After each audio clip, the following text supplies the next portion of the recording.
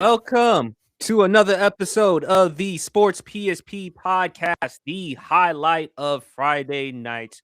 Hope everyone's enjoying a fantastic day coming off work, school, whatever the case may be. I am your host, Sports PSP.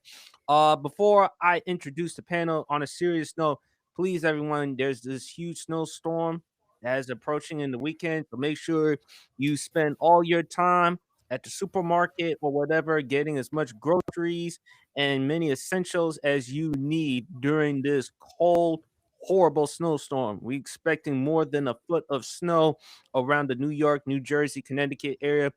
Also, please make sure everyone just take the time to reach out to people if they need help or whatever.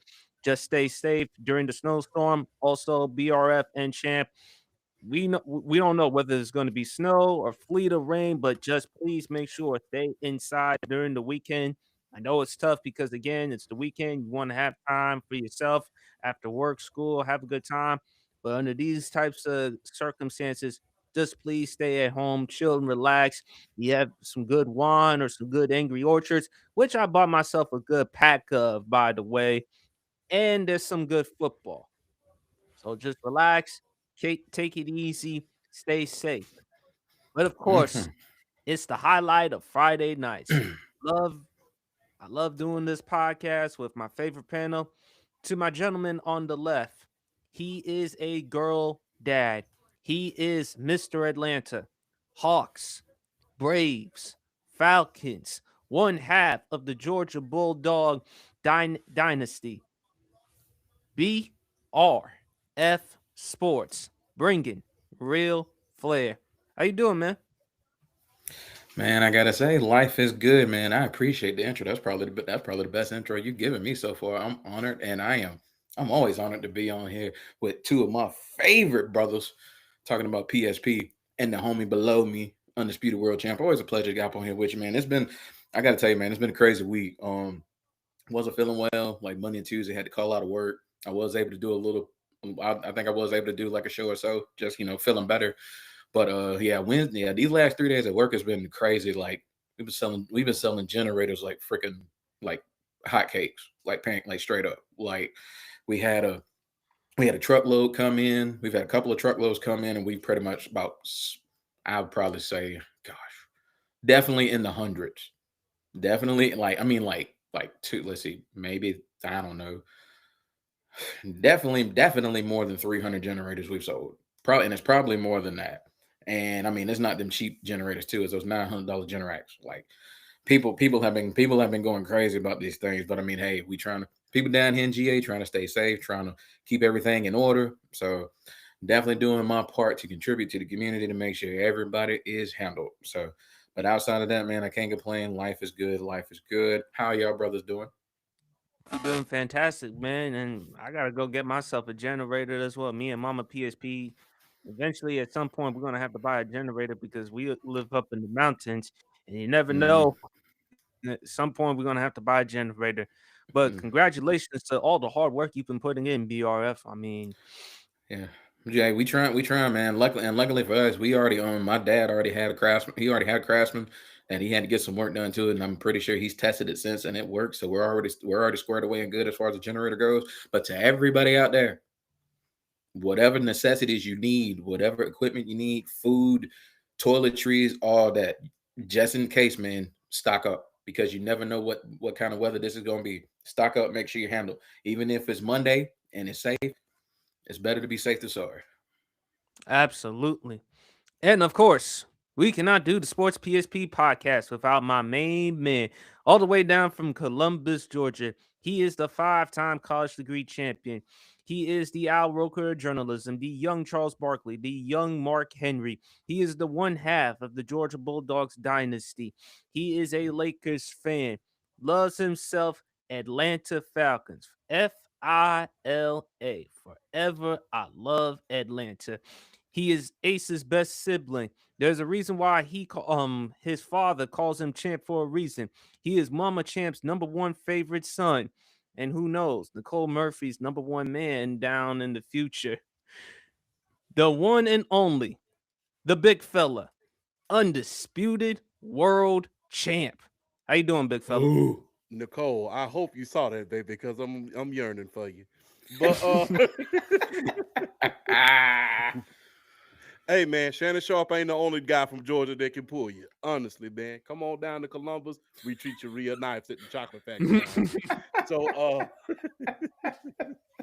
but Oh boy. I'm happy to be on the highlight of Friday night. It's always a privilege, a pleasure, and an honor, man. Um I like I said, man, I call it the highlight of Friday nights for a reason, man. It's always a highlight to be on here, man. It's the highlight of the week, man. Friday night is podcast night. Y'all remember the A1 steak commercials? Oh yeah. When it is Mhm. you say, this night is steak night. No, Friday night is podcast night, man. It's podcast night. And I love doing everything that I can in order to contribute, man, making people laugh, entertaining and educating at the same time. In the great words of Dr. Lee from Drumline, edutaining every single body. Educating and then entertaining, man. And hey, look, PSP, almost to 160. Keep doing the damn thing.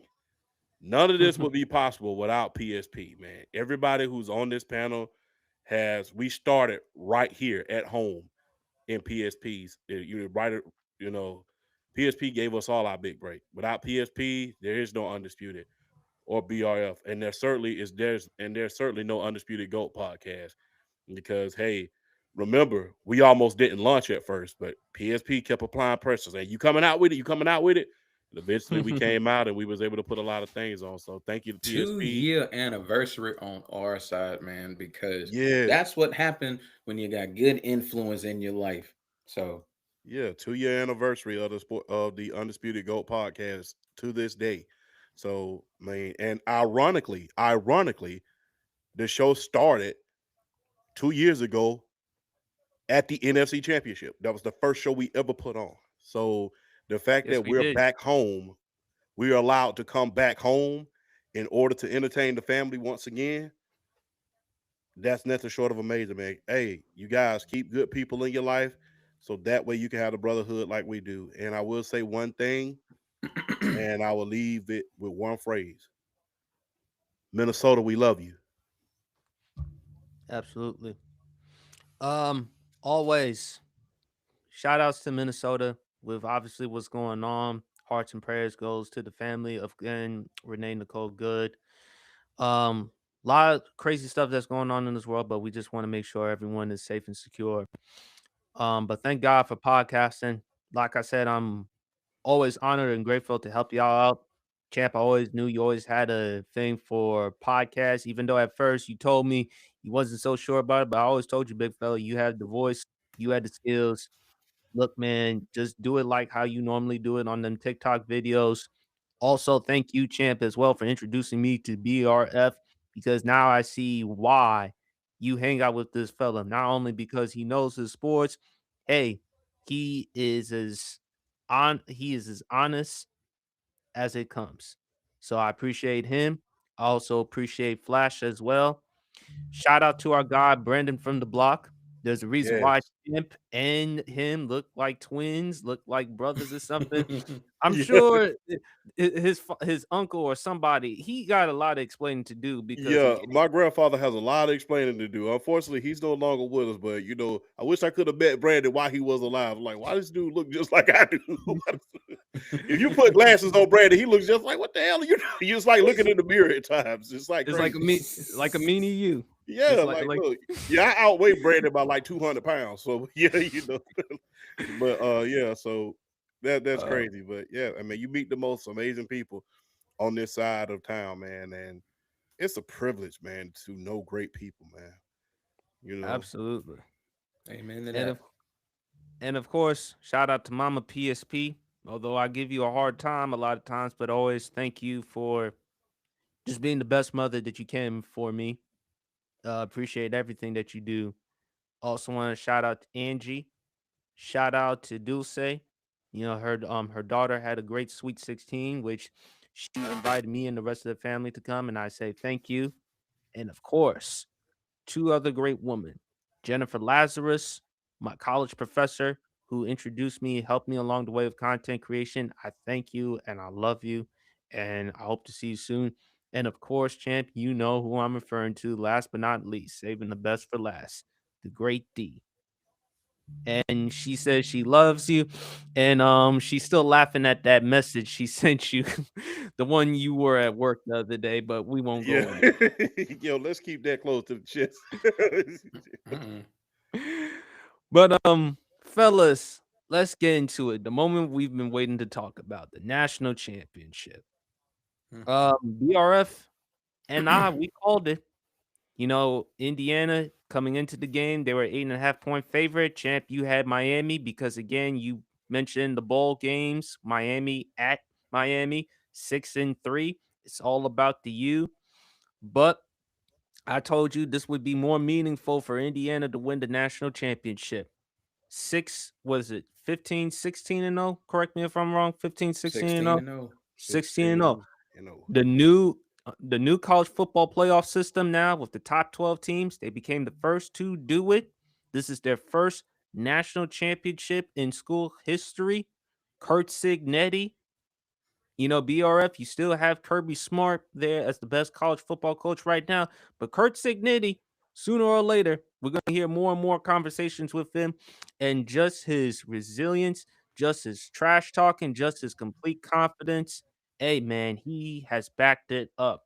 Fernando Mendoza. You talked about, champ, how it means for Miami to win a national championship, a bowl game in South Beach.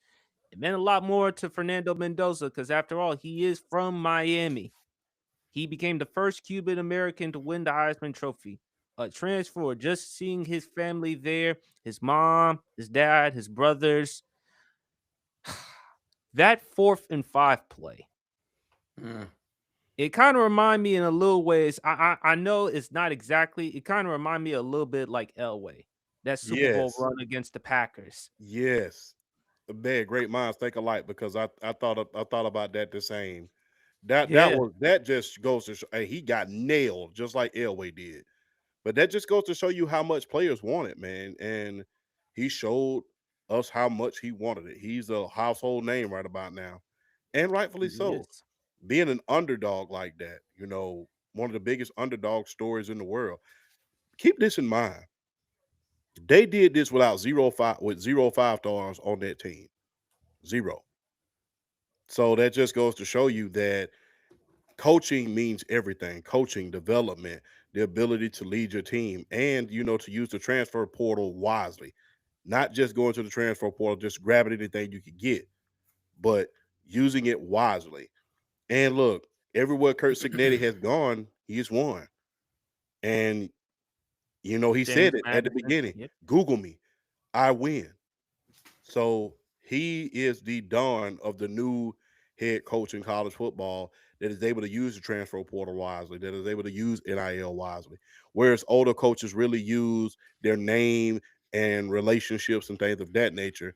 Kurt Cignetti used what is available to him, and he's been able to elevate this team. He's only lost, I think, 2 games in the last 2 seasons, and he lost the first 2 in his first year. So that just goes to show you how much of a turnaround it has become. And how ironic that Indiana has the last college basketball team to go undefeated And now college football, and because I the was going to first and the first first. the first 12-team college football team to ever go undefeated the entire year and win the college football championship. That is a claim to fame. And look, huge year for the state of Indiana. You had Kelsey Mitchell, Caitlin Clark. They went to the semifinals. Was within 1 game, within seconds of making the WNBA finals against Asia Wilson and in The company Las Vegas Aces in the Las and Vegas Aces. You the had Indian. Tyrese Halliburton. If it had The not been for Indian that atrocious injury, would have did a lot of great things. Then you had, the Indianapolis Colts. They had their thing going on for a little while till the wheels fell off. It's been a good year to be a fan from the state of Indiana. And look, it may be getting even better because you may be getting another football team very, very soon. When it comes Yeah, to the the Indiana Chicago Bears. Bears. So, yeah, I mean, it's been a great year for Indianapolis, and for a small market like that, in order to receive the credit, the notoriety, and the win and have the winners that they have had, that's a credit to how they're building franchises, how they are marketing their franchises, and the coaching. Because coaching is everything. Talent without coaching is dead. If you really want me to be honest with you, but big ups to the state of Indiana, man, and you got to tip your hat to every last one of those franchises within that great state this year because they all have collectively did their big one. They have at least been in a championship or or at least the semis, with the exception of the Colts. And even Yes. with the Colts, you see the light around the corner because of the new owner. You see because of Ernie Accorsi's well, not Ernie Accorsi, but Jim Irsay's daughter, Jim Irsay's daughter. You see you who see it by the around the way corner. did a fantastic job. If you've seen her on the sidelines, just brainstorming X's and O's. I mean, that's the type of person that you want. And as you always say, champ, great minds think alike. I was gonna bring up Indiana. What a great year. I Yeah. mean, this is this is the epitome of a Cinderella story. A team that many of us did not imagine to be undefeated, to win, to have a Heisman Trophy, the first Heisman Trophy winner, to win their first national championship. All the success, the Indiana Fever, the Pacers last year, had it not been for Halliburton tearing his Achilles, maybe we would have had a different outlook with the NBA Finals. Who knows? But it's but to bring that up, champ, when you think of Indiana, you don't really think of it necessarily for football. First thing that comes to your mind is basketball. Hmm. You think of all the other things, Indiana with Bobby Knight, or Indiana State with the great Larry Bird. You think of when you think of basketball states, there's New York, Indiana, North Carolina. And for them now to finally have something to behold with football, and this is just only the beginning. Yeah. And to your point, champ, they did it with no 5 stars. They did it with a lot of old players on this team. And who knows, they're going to get some more and more talent. But the reason why I picked Indiana to win this national championship is because I just thought they were the complete team. It wasn't just because of Indiana's offense, it's also because of their defense. If you look at what they've done against the Big Ten championship game against Ohio State, you look at what they did against Alabama. All right, fine, it's Alabama, but still, they did make it. You look at what they did to Oregon, to which now Dante Moore is going to stay another year at Oregon, which is going to be complicated for Oregon because wait a minute, we just got Dylan Raiola. How's that going to work out? Only time will tell. But D'Angelo Ponce, that corner, the way he was making those plays, sharp with the interception. Now you can look at it and say Carson Beck, he did underthrow the football, but you notice, champ, they had a hard time struggling Miami late in the third quarter. That was the only first time they converted a third down. Hmm. First time. Because you look at all the other times, the drives, 3 and out, 3 and out, 3 and out. They even had to convert a fourth down in order to keep the drive going.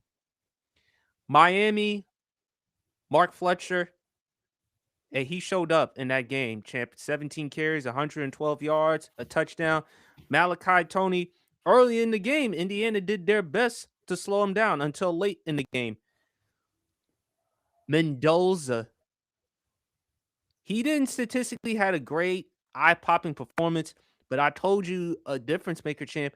Him and Charlie Becker, for some reason, the connection, the back shoulder throws that they were making, and that drive to give them a 10-point lead. Kurt Signetti could have went for the field goal, but he's like, wait a minute, it's 4th and 5. I got the Heisman Trophy winner, and people are going to predict he's going to throw the football. But Lord and behold, Fernando Mendoza has some legs. Now, he ain't the most mobile athletic quarterback, but don't underestimate his physicality and his legs. And also, it looks good for Fernando Mendoza because guess who, of all people, was there in attendance? The GOAT. Tom Brady. And we'll have a different discussion for another day about whether the Las Vegas Raiders to do what they want to do with their draft pick. Although I will say this, according to AI Overview, the Las Vegas Raiders have significant cap flexibility with projections showing massive cap space for 2025, over $100 million, and even more for 2026, over $200 million, largely due to the Devontae Adams trade and other financial maneuvers, though they carry substantial dead money from past deals, with current key players like Max Crosby and Geno Smith accounting for large cap hits in upcoming years, positioning them well for future spending despite accounting complexities. So, Champ, you talk about how they need to get themselves an offensive line. If they do consider drafting Mendoza, they have enough money in cap space. So you better prioritize getting him some offensive line for Mendoza to pair him up with excellent targets and excellent weapons, such as Brock Bowers from your Georgia Bulldogs, from Ashton Genty. But it's Indiana, man.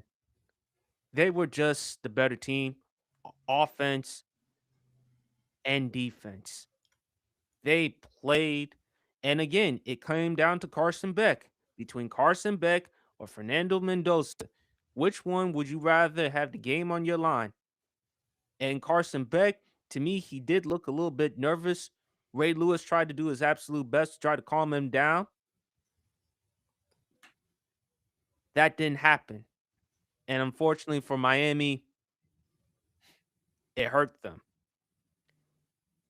It was just great. It was just a really great football game, man. I just love what I saw from Indiana's defense. Kurt Segnetti, his confidence. He was a little frustrated because, and I agree with him, there were some hits that Mendoza took that I felt like that should have been called for penalties. It But was 3 in a row. yeah, 3 in a you saw the row. helmet one that he took. Yeah, The hel- yeah, it was 3 in a row, and yeah, I was surprised that Kurt didn't get ejected because it was just like I thought he was gonna run on the field at one point. but that's what happens when with Mendoza and Segnetti and the team, they're very disciplined. And that was another reason why I picked Indiana to win, because Miami, champ, they're known for giving up some penalties. Indiana is very disciplined, especially with a Kurt Signetti team. But tip your hat offs to Indiana. Shout out to our guy Roundup, because we all know he's an Indiana guy. He lives in the state of Indiana. He is ecstatic and happy. I'm happy for this franchises for this university. We're gonna have discussions about whether if Kurt Signetti can soon eventually be in the conversation for some of the greatest college football head coaches right now. I think he's one of the top 2, top 3 college football coaches. Him and Kirby Smart. But can't say nothing else about this performance. Can't say nothing else about this game. As for Miami, I feel sorry for JoJo. Shout out to the beautiful JoJo. But I will say this, if I'm a Commanders fan, if Ruben Bain is still available, go get him. I don't care how short his arms are, according to the scouting reports. I don't care. He can get after the quarterback. He can stop the run. Champ, I told you we moved on from Chase Young, Montez Sweat. I told you how valuable Montez Sweat is or was for the Commanders. And once again, another double-digit sack season with 10. Chase Young, to his credit, had a heck of a year. 10 sacks. I think if the Commanders do get themselves Ruben Bain, I like this. I like this. But tip your hats off to Indiana, man. They had a hell of a season. They really showed what I love also too with Kurt Signetti, the transfer portal. Instead of Dabo Sweeney and other coaches not willing to make the type of sacrifices, hey, he was willing to make those sacrifices. He knows what it takes to win. He knows that in order for us to win a national championship, us meaning Indiana, we just have to get ahead and evolve with the times. What are y'all thoughts? That was about what I was expecting as far as like the scoring. I wasn't expecting really a shootout. but I also wasn't expecting Indiana to cover that point spread, even though it was close. I wasn't expecting I wasn't expecting them to cover that spread just from the standpoint Miami's still a talented football team, and they had the pieces to go out there and really hang with Indiana, and that was just honestly it was a well played game on both sides. Like before crossing back through that interception, but it's like I was talking about before, going into the game. That's what I was talking about, and you brought it up too. PSP. It's the discipline of it's the discipline of the Indiana Hoosiers. At the end of the day, it's discipline. For you to beat Indiana, you have to make them make mistakes.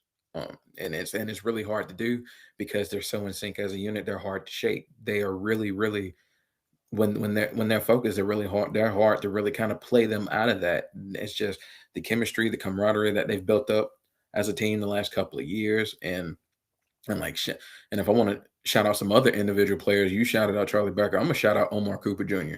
Like that. This dude over the course of this season has made himself a lot of NFL money, and come NFL draft, if I'm a team and I'm in search of a guy like Omar Cooper who could play on the outside, who could play in the slot, great after the catch, good, really good hands, route runner. He does a lot of things really, really good. If you're a team in the NFL and you need a receiver, Omar Cooper Jr., you might want to get him on the phone come draft day, because I really think he's going to make a team better. Like Fernando Mendoza, that was one of the greatest fourth down plays I've seen in college football. I mean, in the guts for Curt Cignetti to even make that call, to allow him to call a quarterback draw in a situation like that. And Fernando Mendoza staying focused, staying poised, and bouncing on that play where he bounced off two guys and was still able to break the plane for the first down and then to dive it in for the touchdown. That's how legends are made in college football. That's how you become immortalized. That's how people talk about you for years to come, making plays like that, because we are going to remember that for a long time, especially the state of Indiana bringing them a national championship like that. That was an amazing thing to watch. But I am going to give a shout out to the Miami Hurricanes too, because they played their butts off, and that was probably one of the best games we've seen an opponent give Indiana all year, if not the best game. Maybe the Ohio State game. I think the Penn State game's right up there as far as like a team hanging with Indiana and giving them a ball game and almost beating them. So shout out to Miami. I 1,000% agree with you about Ruben Bain. I don't care about arm length. I don't care about none of that stuff. I feel like a defensive end's biggest attributes is just skill set and what he brings to the table in terms of his bag, as far as being able to get to the to the passer, to the quarterback, in terms of the moves he's already developed as a pure pass rusher. And Ruben Bain already has that. He's got power. He's got the ability to set. He's got the ability to set the edge, being able to play the run. He just does everything right as a defensive end. Yeah, like if you're a team in need of a pass rusher, if you're the Washington Commanders, heck, I don't know if he'll drop that far. The New England Patriots, even though they have a good defense, they only had 35 sacks as a rush this year. They were tied for 25th in the National Football League. If a guy like Ruben Baines drop and you can get him in your scheme and maybe move him to like as a pass rushing linebacker, as a stand-up linebacker, he can do that as well. The dude can play in a lot of schemes, whether it's 3-4 or 4-3. He looks like the type that could play in a lot of different schemes. So he's definitely going to be one to watch come NFL draft. Carson Beck did play a relatively decent game. They didn't take a lot of shots, but at the same time, I mean, Indiana's got the type of secondary, they will take advantage of you. So they had to really kind of play it smart. Take your chances when they did. The receivers were making plays. And I think what shocked me a lot about that game as I was watching it, Indiana's defense, as good as they are, they're more downhill, they're more strength, they're more power based in terms of being able to play the run. They do have some speed on that side of the ball, but the fact that they didn't call more outside zone plays really shocked me, because when they called zone outside and Mark Fletcher was getting around that corner, getting past that tackle, he was making plays. Like the touchdown he scored, that was an outside zone run.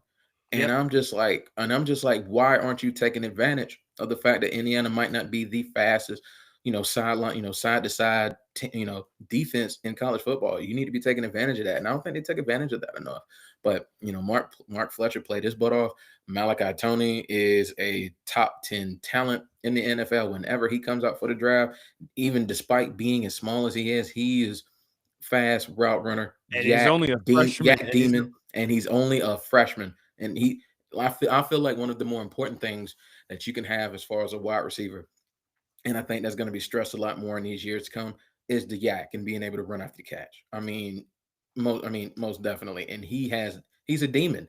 He's probably the best run after catch receiver in college football right now already as a freshman, and that's saying something, because some of the plays he made during the regular season and in the college football playoff, running after the catch, that's NFL, that's man stuff. That's NFL first round talent stuff. And I definitely think he already has that.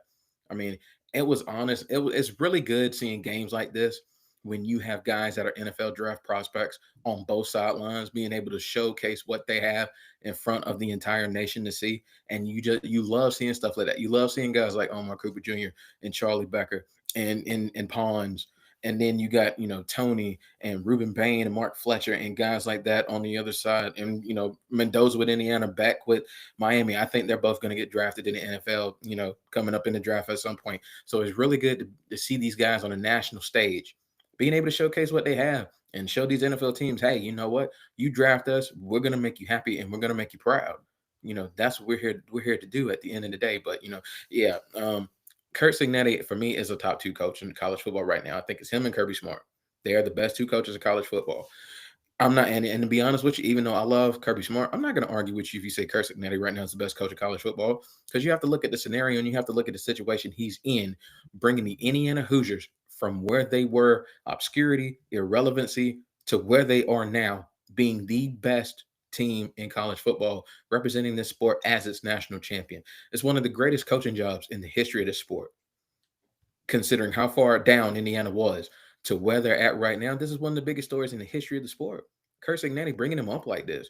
I mean, you can't ask enough from a guy like Kurt Cignetti to come in with the utmost confidence, no shame in his game at all, ain't afraid to talk ish and back it up. And he's done it every step of the way. And you can't do nothing but respect and admire a coach who has that much belief in not only himself, but the talent he puts out there in the field, being able to recruit, being able to let these guys know, hey, you come and play for me, you're gonna win. And hey, first things first, I'll help you get to the NFL. But first things first, I'm gonna put you in a showcase and I'm gonna help develop you, and you're gonna win some games. You're gonna win a lot of games. So Indiana has definitely set themselves up for the future as far as being able to recruit, being able to get this talent. Because now you see a team, you see a school like Indiana, and you're looking at it and you're like, you know what? Yeah, they might not have had the notoriety of like the Georgias and the Alabamas and the LSU, the SEC schools of the world, or other Big Ten schools like Ohio State, Michigan, Penn State, teams like that. But they're here now, and you have to respect them, and you got to put respect on their name now. They have a national championship, and honestly, they're not going away anytime soon because of the landscape in college football. Everything has so opened up since the inception of NIL and the transfer portal. Everything has opened up so dramatically. Now it's like anybody can get it done. But I feel like a team like Indiana just throws themselves into the mix with the Georgias and the Alabamas of the world, as far as just being able to recruit and knowing you're gonna contend to get in this 12-team playoff year in and year out. So you have to shout out Kurt Cignetti for what he's done in these first 2 years and probably for years to come, because I honestly don't see him leaving that school anytime soon. It will take an act of God and the right job, right situation, and right contract to get him out of Indiana. Because you saw it in the post-game interview. He loves those students, those fans. He loves his players. You can tell he is devoted to that university, and it's going to take an act of God to get him away from the University of Indiana. So shout out Indiana and shout out Miami to be able to rep like that in Hard Rock Gardens in your home. I mean, that way. Can't nobody tell me that wasn't grade A entertainment, seeing all those faces out there, seeing all those stars out there being put out on the big time like that. That's what you want in big games like this. And it made it fun. It made the entire environment, it made everything just fun to watch and enjoyable to watch. And it just helped that we had a great competitive game, being our last college football game of the year, being our national championship game of the year. And these 2 teams deserved to be here. And they showed it on the stage and they played their hearts out. So shout out to both for a hell of a game. Shout out to the Indiana Hoosiers for getting the job done. Can't wait to see what the next few years hold. But all I can say is this: college football is in a good place, man. I'm enjoying seeing the parity that we have right now. And I think college football is in a very, very good place. And it's going to stay like that for years to come. I think one of the main things I want to see is how they regulate the transfer portal, how they regulate NIL. I think that's going to come into talks in the years to come. But you know what? When that time comes, it comes. Right now, let us enjoy the moment. We're talking about an exciting game. It was just fun to watch, and I enjoyed every second of it because I knew that game was going to be close, and that was one. I would say that last 5 minute stretch of the fourth quarter, that's sentiment. You can't ask for nothing better in a championship game. Two teams going blow for blow like that. So shout out to both universities for putting on a show, and I can't wait to see what the future holds of college football, man. I think it's in good hands with the coaches and the players that we have currently in the sport. Yeah, especially and Dabo and all these other big name head coaches.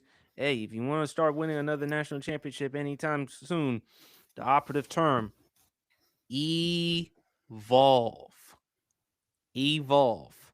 No one's going to take away or diminish what you accomplished during your time, but times change. In the words of Janet Jackson, what have you done for me lately?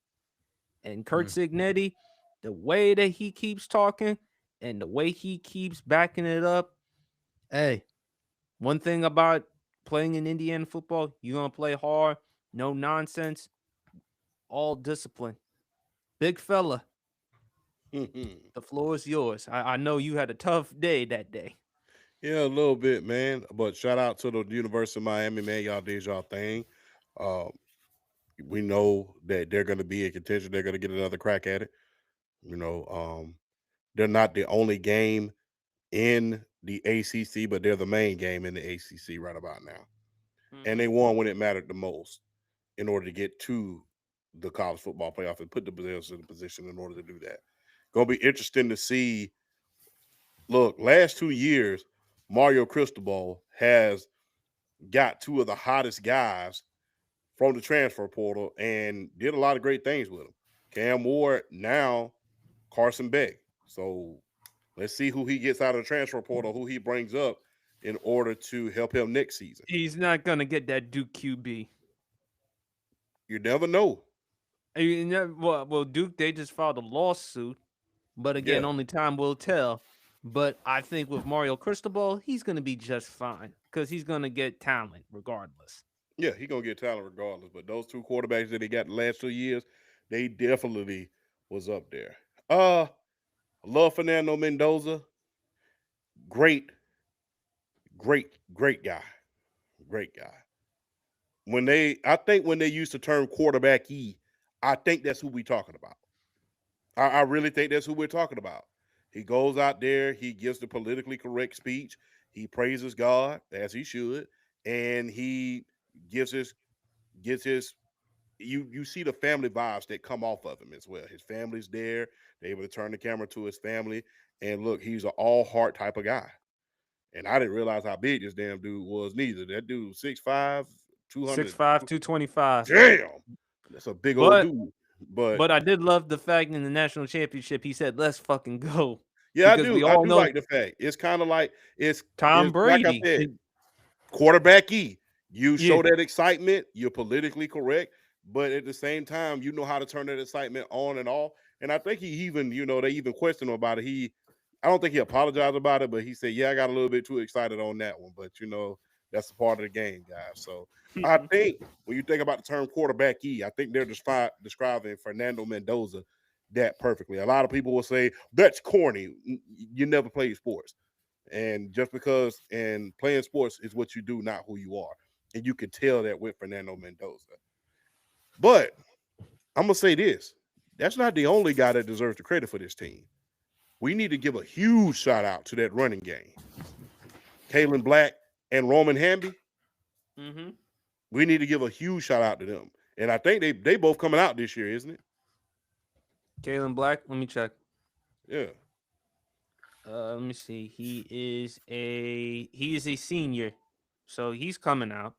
Yeah, and I think Roman Hamby, I think he's coming out too. Yeah, he's a senior. They're both seniors, so they're gonna be. So I think we're gonna lose Tyler Algier to BRF's point last week. So hey, Atlanta, look at one of these guys to bring in alongside Bijan Robinson in order to put them in good goal line situation, because Kalen Black definitely throughout this year has been a hell of an asset when it comes to red zone situation. So if you're looking to replace a guy like a Tyler Algier, I would definitely recommend that you go there.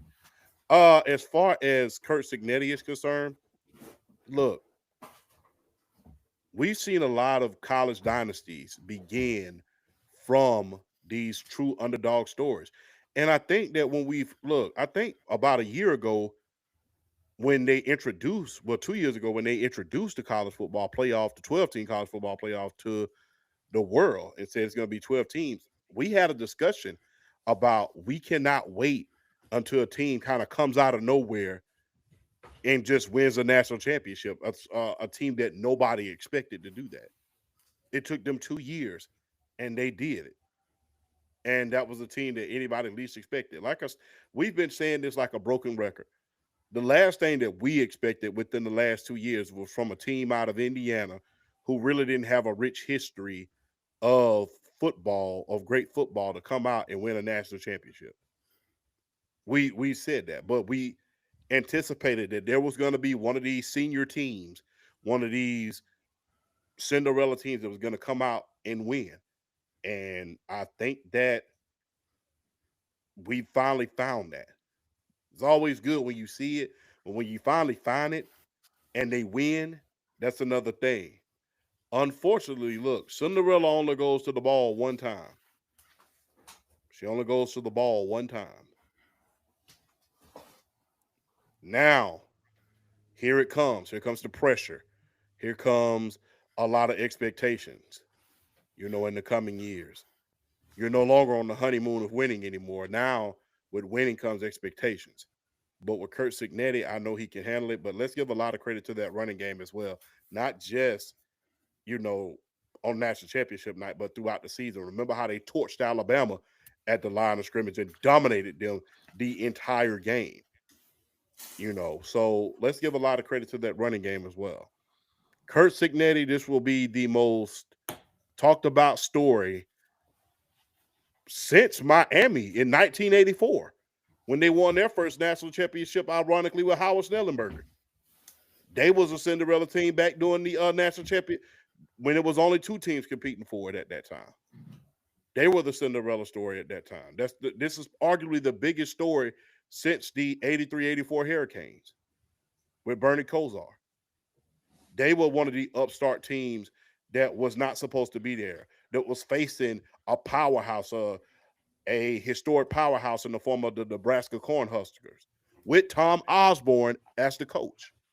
They stated that that team in Nebraska was the greatest team of all time in college history, and they didn't know how Bernie Kosar was going to perform under that type of pressure. So that is the biggest story, Indiana winning since them. The only difference is Curt Cignetti is north and the Miami South. And look, I know we don't talk about this too often, but if there's any more indication that Nick Saban is the undisputed GOAT of college football, his coaching tree, it has to be this year.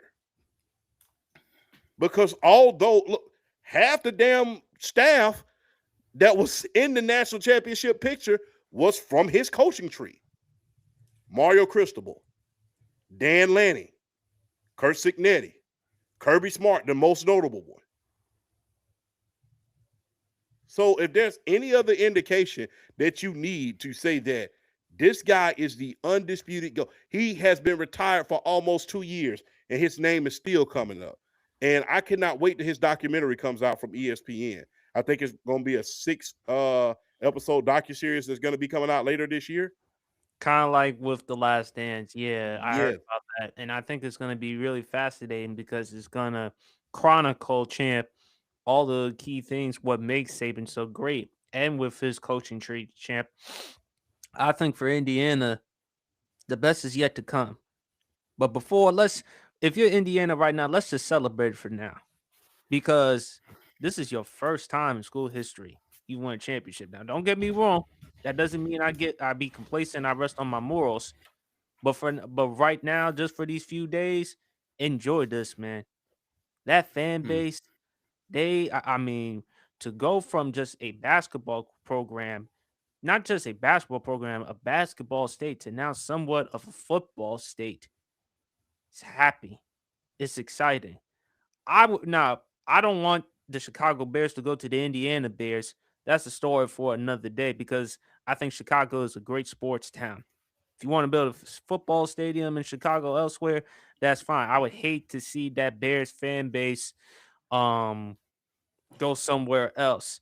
And especially now that you finally found the quarterback in Caleb Williams, God knows how long it took for you to find a quarterback, but that's a story for another day. But Indiana, that was a really good complete game, champ.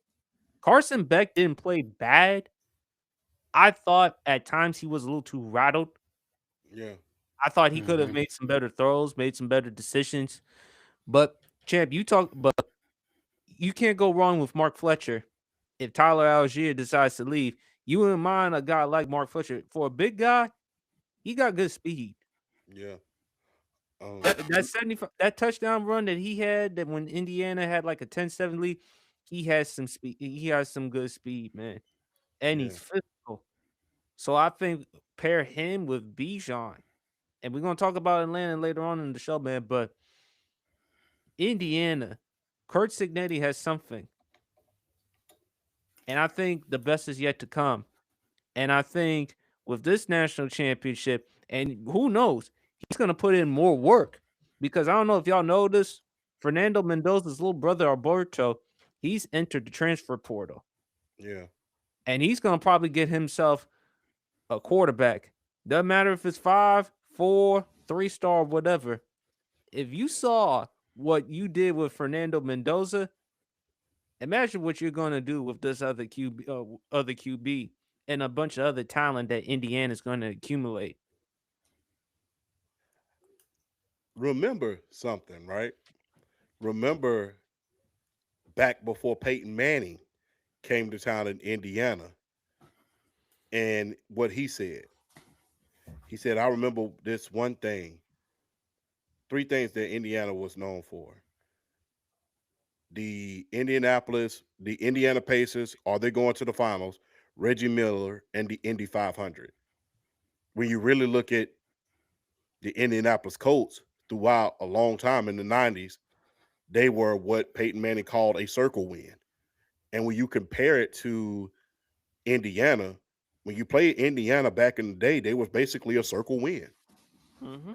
So the fact that football is back in Indiana after so many years, especially after the great Andrew Luck and Peyton Manning has departed from Indiana, the state of Indiana, that's nothing short of amazing. And the thing is, how they came up is sort of parallel. They were able to get a good quarterback, good coach, and they were able to just elevate themselves into being champions. And like I stated, they went from sort of like the Indianapolis Colts did back in the day when Peyton Manning first came to town. They elevated and it was fast ascending. You had great quarterback play, you had great coaching, and you was able to not become a circle win. When you go to Indiana now, it's no longer a circle win. And another ironic thing, Kurt Signetti's first game, they probably could have picked us up out the crowd. The very first game, it was not that many people there. There was not a lot of optimism in that great school.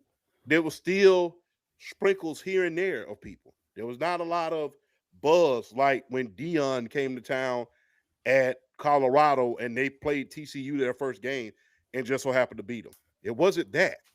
It It was wasn't still a that at lot of all. it was still a lot of skepticism in that program. It was still, a sprinkle of people in the crowd. It was under like 5,000 people in the crowd. So for you to go from that in your very first game to 2 years later, you being a national champion and your quarterback winning the Heisman and a lot of your great players who probably would have gone unnoticed and went in later drafts have just elevated themselves to at least second, third, and maybe even first round picks outside of Fernando Mendoza. That's nothing short of amazing. Like I stated, that first game with Kurt Signetti wasn't like Deion's game at Colorado. It wasn't everybody saying that Kurt's here to save us. Kurt's here to save us. No, It he wasn't didn't. all of these celebrities coming to the games and Not stuff at like all. that. No, it wasn't anything like that. That first game that Kurt Signetti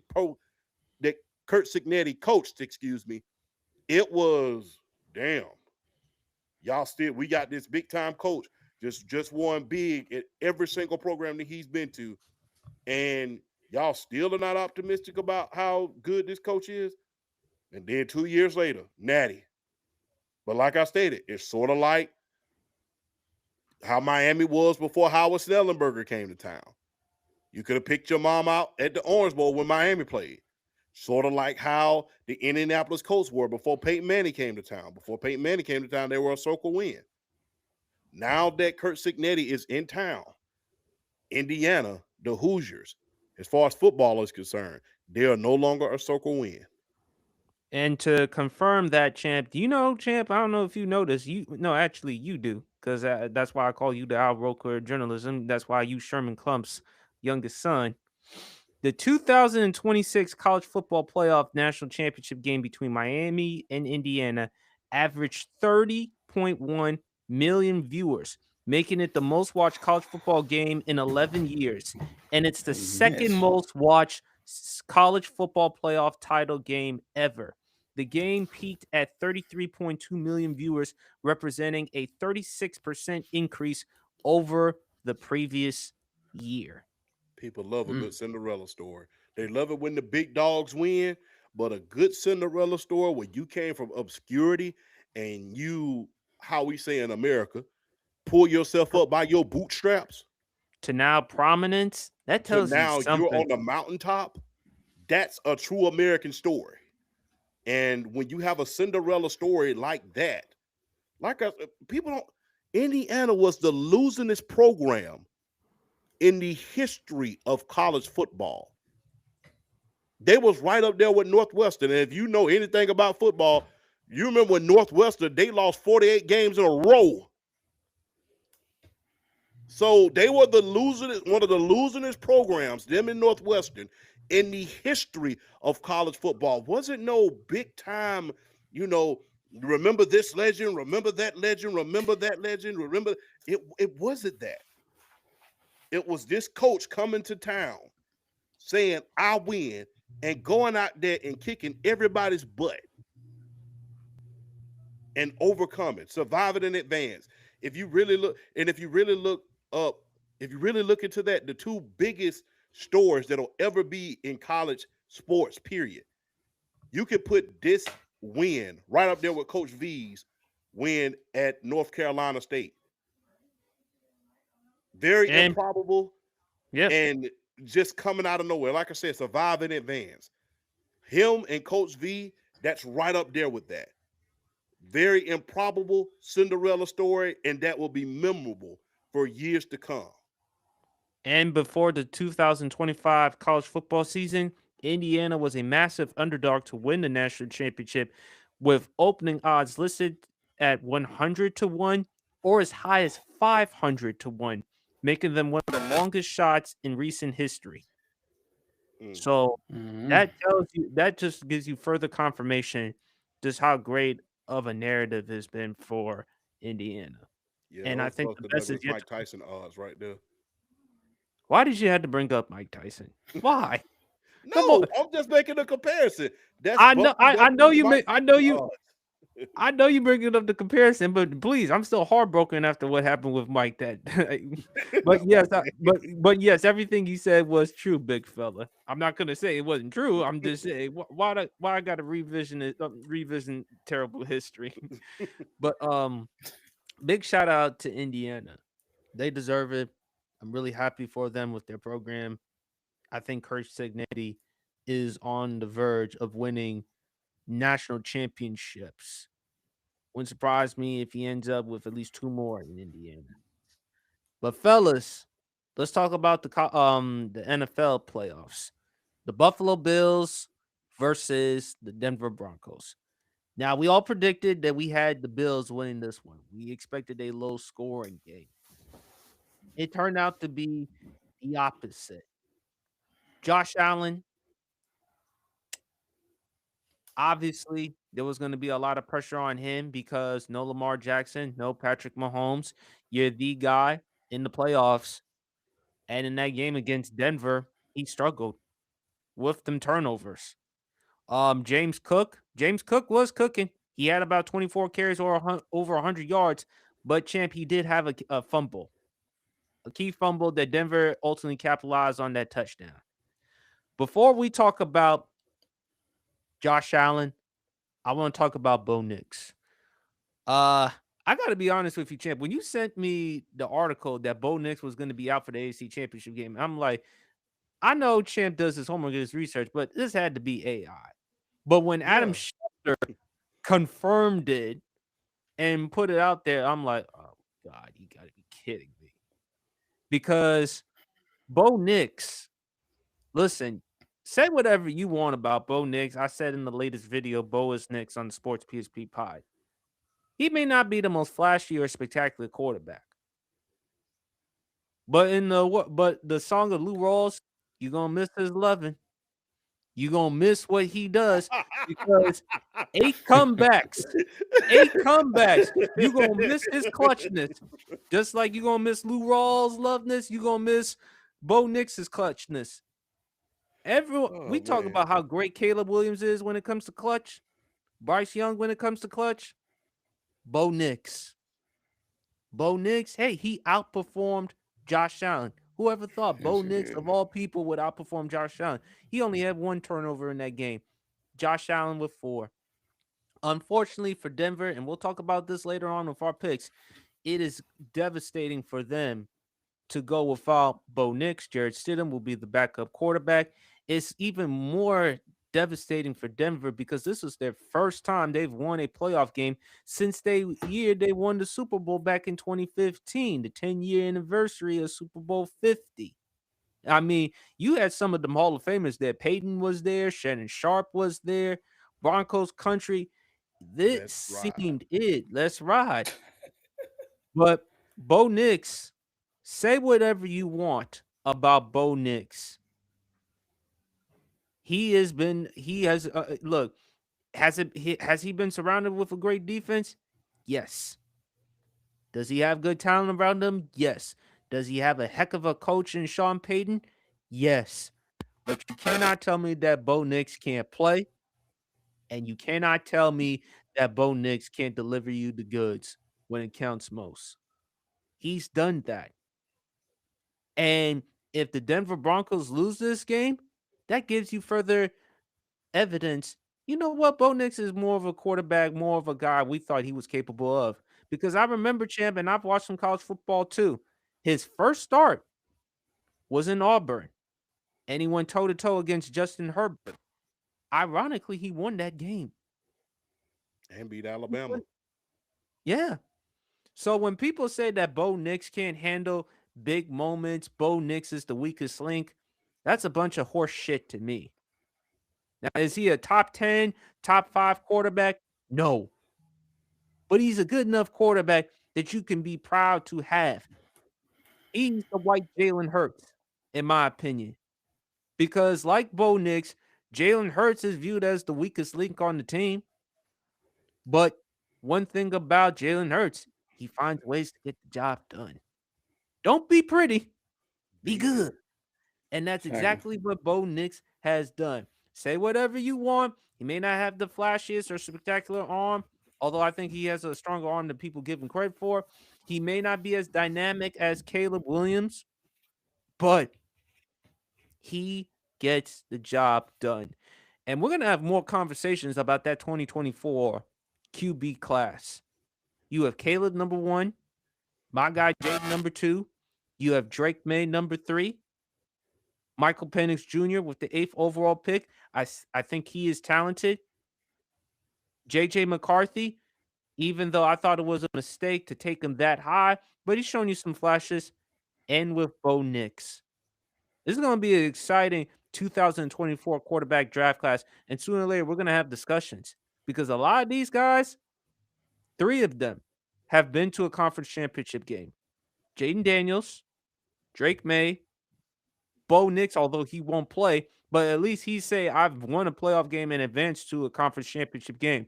That's something that he, Drake May, and Jaden Daniels can say so far right now. As for the Buffalo Bills and Josh Allen,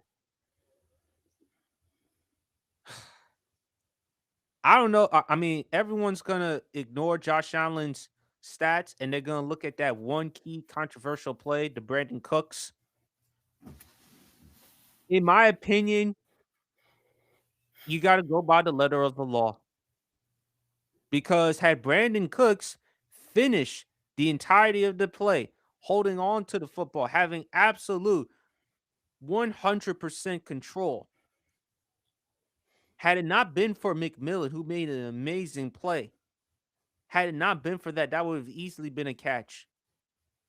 And Buffalo would have advanced the AFC Championship game.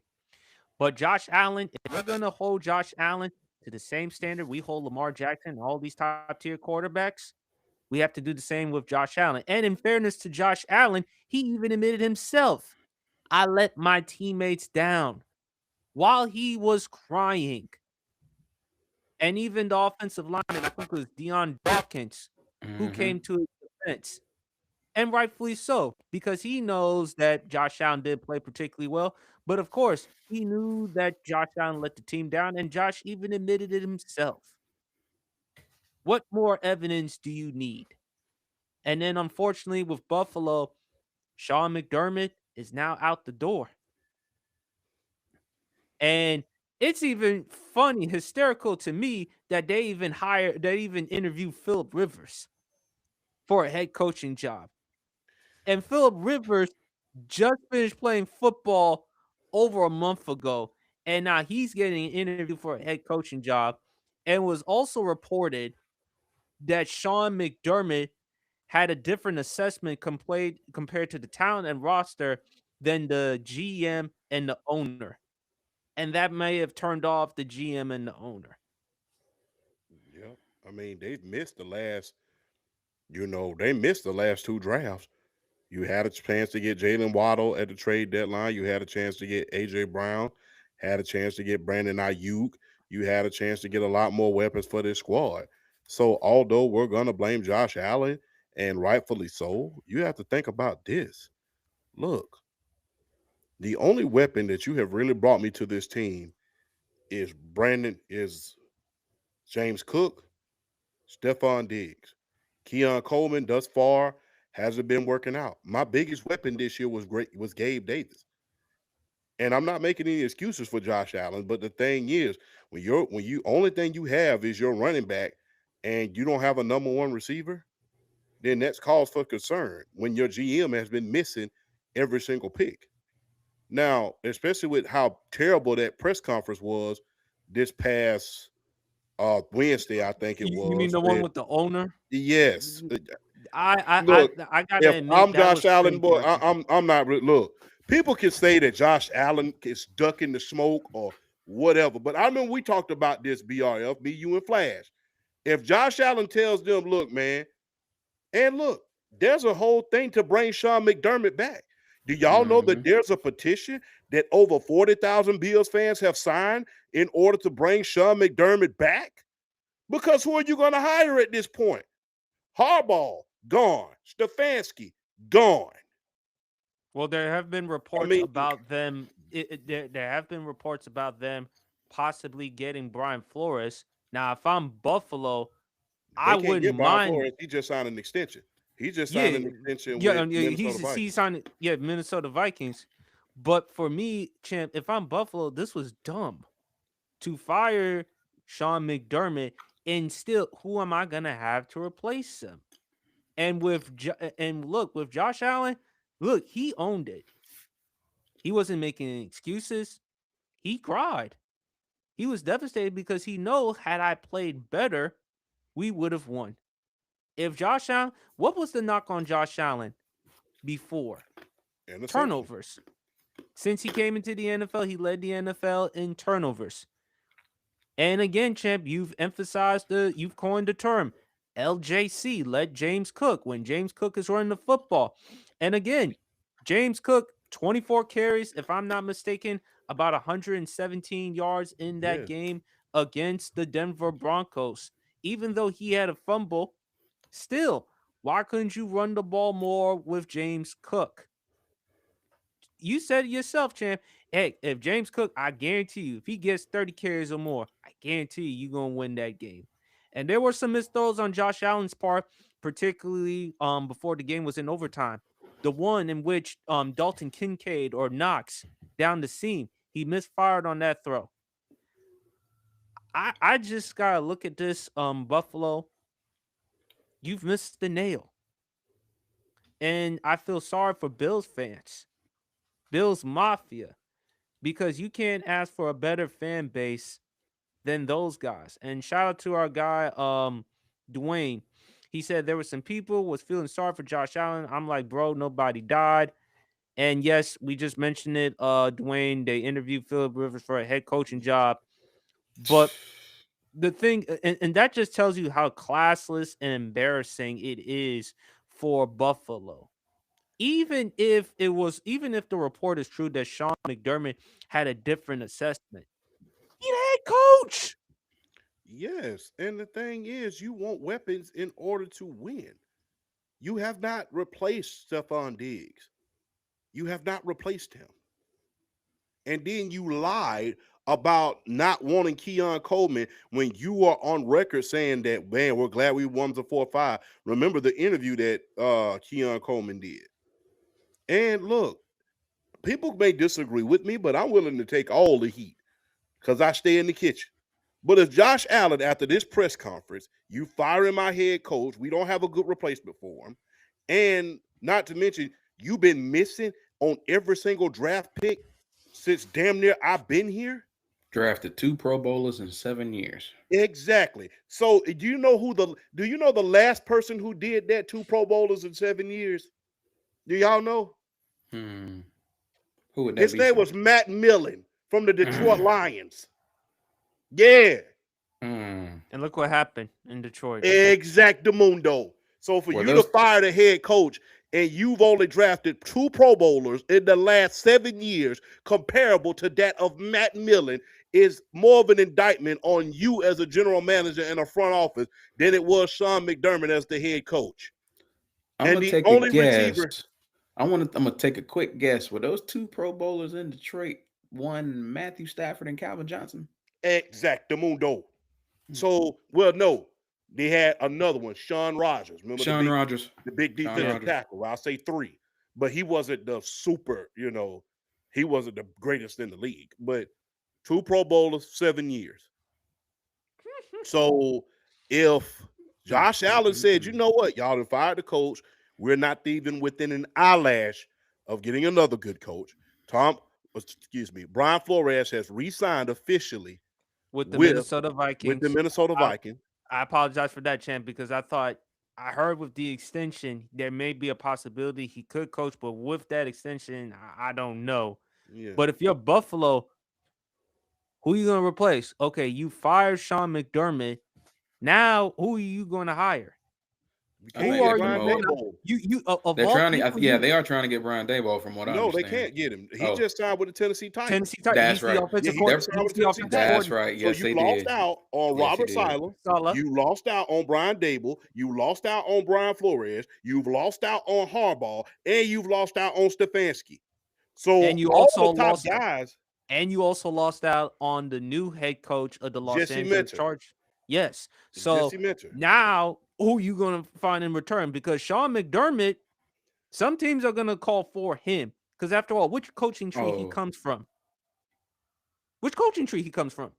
Harbaugh, does he not come from Harbaugh? Yeah. Either Harbaugh or Andy. I thought it was the Andy Reid, but Harbaugh, yeah. No, Harbaugh. Sean McDermott, I think, is an Andy Reid tree. Oh, he's an Andy Reid guy. And look, hell, I wish we would have waited before we hired Stefanski. I'd have loved to have Sean McDermott. Yeah, because I would love to have Sean McDermott. And look, we got to think about this. This was not the last few years, one of these big superstar teams where they had everything figured out on the offensive side of the ball. They had 2 wide receivers. They had a running back. They had a fullback. They had the greatest offensive line. A lot of this time, Buffalo has been put together with duct tape and rubber cement. And then Josh Allen has been manning the crew. James Cook has come into his own the last 3 years. So you fired that coach, and you don't have an adequate replacement for him. Look, I'm gonna just be real, and I'm stealing your thunder and Flash's thunder on this, BRF. But can we blame him if Josh Allen said, you know what, the hell with y'all? Y'all fired the head coach. You've only drafted 2 Pro Bowlers in the last 7 years. A trade? We You don't endorsing have. Josh Allen for a trade? Yeah, get me to Minnesota. I mean, Get me to he Minnesota. had Minnesota. Or Atlanta. Get me to Minnesota or Atlanta. Because I mean, if you look at Imagine it, imagine him in Atlanta. Josh with all Allen, those weapons, Bijan, Bijan, Drake London, Kyle Pitts, and if we can keep Tyler Algier, I'm hoping that we can. We can keep Tyler Algier, him, and then that stifling defense because they kept Jeff Ulbrich.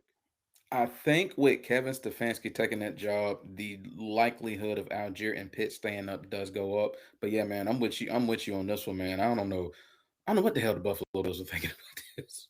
Like I said, all the big superstar coaches, they're gone. Anybody who could have been comparable to who to come in for them, they're gone. And the person who had the best relationship, who helped Josh Allen develop, he's gone. and so also where do Champ, you go? And also, Champ, we talk about with Kansas City and Baltimore. I was listening to your pod last week. You better hope New England doesn't win because the Patriots, they have significant cap space with projections varying, but generally placing them high in the NFL around 55 million or more as of early of 2026, giving them major financial flexibility for free agency and roster building, though factors like draft picks and future expenses adjust the effective. They rank 10th in cap space with 55 million in January 2026, and they have over $130 million at the start of 2025. So you better hope if you're Buffalo or any team, don't hope that New England wins another championship because they have all that cap space. Go ahead. I made the point on our show. If New England wins the Super Bowl, the NFL screwed for the next 5 years. Because they already found the quarterback that they have. Tennessee screwed up by letting go of Mike Vrabel. And we see how great of a head coach Mike Vrabel is now in New England, just like he was in Tennessee. And they have the defense, and they have everything to look forward to. And Josh McDaniels is not going to become a head coach anytime soon. So you have him. Well, we know he's not going to be a head coach. Well, we know he's not going to be a head coaching job, not just Denver, but especially what happened with him in Vegas. But yeah, so we know he's not going to be a head coach, or anybody's going to be looking at him as a head coach anytime soon. So he's going to be there for the entirety, hopefully, unless he retires, for the entirety of Drake May's development. And look, hey, y'all prayed for the downfall of the Kansas City Chiefs just for a familiar dynasty to come rising back up. Just for the New England, Patriots to come rising back up. To be like a phoenix rising out of the ashes. Exactly. You prayed for the downfall of the Kansas City Chiefs just for the New England Patriots, for the ghost of Tom Brady to be rising up once again, right up on the cusp of a Super Bowl. Yeah. With, ironically, Mike Vrabel, who was one of the cornerstones of the first Patriots dynasty. Facts. So what does that tell you from a fan base? What does that tell you from a sports fan base? I mean, be careful what you signed yourself up for. And to me, with this game, Champ, with Buffalo, I'm afraid they reached their limit. This was the best opportunity for you to at least not win a Super Bowl, get to one. Get to a Super Bowl. And now you out of that equation, and now you got another offseason. So I don't know if Josh Allen gonna probably get into Atlanta. I wouldn't mind, because again, it is Atlanta, the ATL, and by the way, his beautiful, beautiful wife, Haley Stormfield. She fine. But Champ, I think Buffalo's reached their limit. Because look at the opportunities that they've had No, I'm serious, champ. Look at the opportunities that they've had. What excuse do the Bills have? They had Patrick Mahomes, the AFC Championship game in 2020, the divisional round game. Josh Allen, you couldn't ask any more from Josh Allen in that game.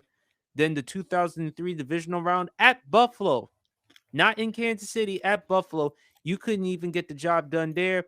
And then last year, I'm afraid that Buffalo has reached their limit as far as with the Super Bowls, because now with the New England Patriots, and we gotta wait and look, the Jets, we don't expect the Jets anytime soon to do anything. Dolphins, we'll see how that goes. But it seems to me moving forward, it's going to be New England's team to lose in the AFC East. New England has recaptured that. But as for but BRF, what are your thoughts about that game? Never would I have thought that I would see Bo Nix outplay Josh Allen in a primetime big money moment, but he did. He did. Like you know, what I'm saying, I was telling people, when you see 25 or 39 for 283 yards and 3 touchdowns, and then the 12 carries, 66 yards. When you see a game like that, you think automatically, oh man, Josh Allen played his heart out. He did all he could do, you know, to get this team over the hump to get back to the AFC Championship game. He played terrible. Do not let that stat line fool you. He played bad. And that fumble before the end of the first half, which gave Denver another field goal, was one of the most reckless, boneheaded fumbles I have seen from a marquee quarterback in a game of that magnitude in a long, long time. You have to understand your surroundings. You have to understand Denver might not necessarily be playing just to get to the half. They are relentless, fast defense that excel at getting after the quarterback and getting the sack. If they can get a free turnover off of you to try to get at least 3, they're gonna go for it. And Josh pretty much threw it up and gave it to him on a silver platter with that boneheaded fumble, holding the ball like a freaking loaf of bread. I mean, you can't ask for another thing. You can't ask for anything better if you're the Denver Broncos and make a play in that situation. James Cook went 24 for 117.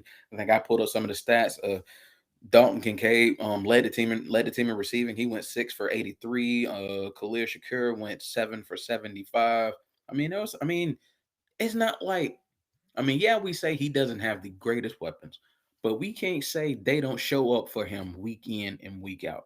They show up for him, the guys he do have on that roster. But yeah, that was an abomination. Brandon Beane getting promoted to president like that. That was a joke. Being president of football operations and the general manager when you've done a horrible job bringing in marquee talent for Josh Allen. Now, I will say this, though, because Champ made a good point on our last episode. Sometimes as a quarterback, you do need to be a kingmaker. You do need to be able to elevate the players around you. And while I agree with him on that, 2 things can definitely be true, because they drafted Keon Coleman to be the number 1 guy. He had the talent coming out of Florida State. And to say he hasn't lived up to that has been an understatement. Yeah, he caught a touchdown in that game. That was his only catch for 10 yards in that entire game. He is damn near bust. When you think about the expectations, what they drafted you to bring you in to do, and you not getting the job done, you are way talented than what your production and your attitude and your work ethic has shown. You're a better player than that. So although I do sometimes expect the quarterback to bring his players up, them players got to be willing to rise up with him. And some of them ain't really been able to do that. While I'm not letting him off the hook, because you got to the AFC Championship game last year with practically the same roster. And you went out there and played the worst playoff game of your career. Let's just keep it a buck. Yeah, you threw for 283 yards. You also had 4 turnovers. The team had 5 as a total, but you were responsible for 4 of them. And that was not a catch. So to everybody who's even remotely trying to make the argument that Brandon Cooks play, he caught that ball, he didn't. Because once McMillan's hand got on that rock, it became free game. It became free game. And they fell. And when they fell with him, he had every right in his being as a player to rip that ball from him. And that's exactly what he did. And that was a hell of a play on McMillan's part to get that ball from him. But shout out to the Denver Broncos. That was a very well played game. I was expecting a low scoring game. I wasn't expecting the 33-30 shootout that it turned out to be. But Bo Nix was on one. Bo Nix was on point pretty much that entirety of that game. Now, from his perspective, you see 26 for 46, and you're like, that was an average pass game. No, that wasn't. If you go back and you watch some of the highlights of that game, there were some drop passes. There were drop passes. There were drop passes by the Denver Broncos. There were plays to be made in that game by the Broncos receiving corps. But Bo Nix was lighting Buffalo up every chance he could. Some of those throws he was making was the throws a first-round draft pick at quarterback should be making in the playoffs. Bo Nix was on one for all 4 quarters. If you're gonna get on him when he's not playing his best, where he's playing like crap in the first 3 quarters and he's showing up in the fourth, if you're gonna get on him for that, you got to give him love when he shows up for all 4 quarters. And he showed up for all 4 quarters against the Buffalo Bills. He played his butt off. Shout out to Marvin Mims. He went 8 for 93 in the touchdown. LaJordan Humphrey caught a touchdown. I mean, hey man, RJ Harvey had a hell of a game for the Denver Broncos. Made key plays in that game down the stretch in the second half. I mean, Alex Singleton, he had 14 total tackles in that game. 11. The Denver Broncos defense is so good. Even when they give up points like that, they find a way to make plays and get turnovers and put their offense back on the field. They are, like I said, like, hey, and Nick Bonito, yes, he's from my Oklahoma Sooners. Nick Bonito was so good, bro. Like Denver, y'all feel blessed. You have a player. Feel blessed. You have a player the caliber of a Nick Bonito. Like since he got to Denver, he's been on one since he got there. He is one of the best pass rushers, best linebackers. He's one of the best in the game. And he's been that since he got to Denver. He is amazing. There's nothing he can't do on the football field. That and it's like, yeah, like I said earlier, even when they give up points, even when they give up points, you work to earn every bit of those points because you may put up a bunch of points. They're gonna knock hell out of you a lot of times too. They're gonna make you earn every bit of those points. And that's what that game was. Yeah, Bo Nix he played well. This is one of those games. I don't want to necessarily say I don't necessarily feel bad for Josh Allen because honestly, I said in a game like this, you should outplay Bo Nix. You didn't. But at the same time, what the Buffalo Bills front office did to Sean McDermott after the game like this, if you were going to fire him, you should have fired him after last year. If you're going to fire him, you should have fired him after last year. But you do it in a situation where honestly, it wasn't his fault. I mean, this game was not his fault. This game was not his fault. This game was not his fault at all. This game, I hate to say it falls on the shoulders of Josh Allen. This game falls on Josh Allen and the turnovers and how he played in this game. I don't want to say Josh Allen got his coach fired, but he got his coach fired. He got his coach fired. And so it's like when you fast forward this, when you fast forward and you move past this game and you look at the Buffalo Bills and their situation, what do you do? I personally think they're not gonna have a choice but to promote Joe Brady. Honestly, I think that's what they're going to end. I think that's what they're going to have to do. I think because I don't think there's really an external candidate out there unless they luck up in the Clint Kubiak. Unless they luck up in the Clint Kubiak. What about Cliff Kingsbury? You know what? Ever since he showed, look, people can say what they want to, but look, when he had a cooperative quarterback, he showed what he could do. And not only that, you might want to get him before Lamar Jackson does because Lamar Jackson has personally requested him. I think Baltimore is going to get Cliff Kingsbury to be their offensive coordinator. I think all roads are pointing to that at this point in time. Champ, I understand you talk about the coachability quarterback, but also too the second half adjustments. That's not just on quarterback. That's also on the team collectively as well. We saw that with Kingsbury during his time in Texas Tech. But here's the problem that I have. If you fire McDermott right after the 2024 season, you know the key coaches that were hired last season, obviously Ben Johnson, Mike Vrabel, Aaron Glenn, so far it hasn't worked out for him in New York. but you had Liam Cohen, Kellen Moore with the New Orleans Saints. I think Kellen Moore actually did a little bit. I think he did a little bit of good for New Orleans Saints later in the season, particularly with how he handled Tyler Shoe or Tyler Show. You also had Jesse Minter.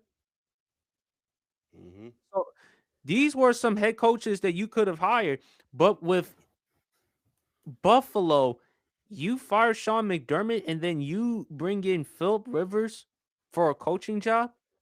That's desperation, is what that is. They It's know that's they comparable to what they know they effed up. That's bringing in Philip Rivers for a job interview. You know you effed up. again, and now just to take it another look right now. Now the petition by Bills Mafia in order to bring back Sean McDermott is up to Good for them. 67,000. Good for them. So I Good for mean, them. you could Mhm. bring. I mean, and how awkward is it going to be if you end up having to bring him back? Has that ever? Well, that's happened twice in NFL history. I mean, I you wouldn't want to get go fired back if by I a was team and him. then bring him back. I I wouldn't want mean, to go back if I was Sean McDermott. I'd be remember like, you know what, Bills Mafia? Thank you. I appreciate the sport. You can have them a-holes. I don't want them. I wouldn't want to come back. It's going to be interesting to see what type of press conference Buffalo would have if they tried to bring him. Do you So we remember? decided to Do bring you, you back. What do the you hell? remember? Do you remember, Champ? Boy, you could cut that awkwardness with a machete if that was the case. Do you No, with a remember? butter knife. Yeah.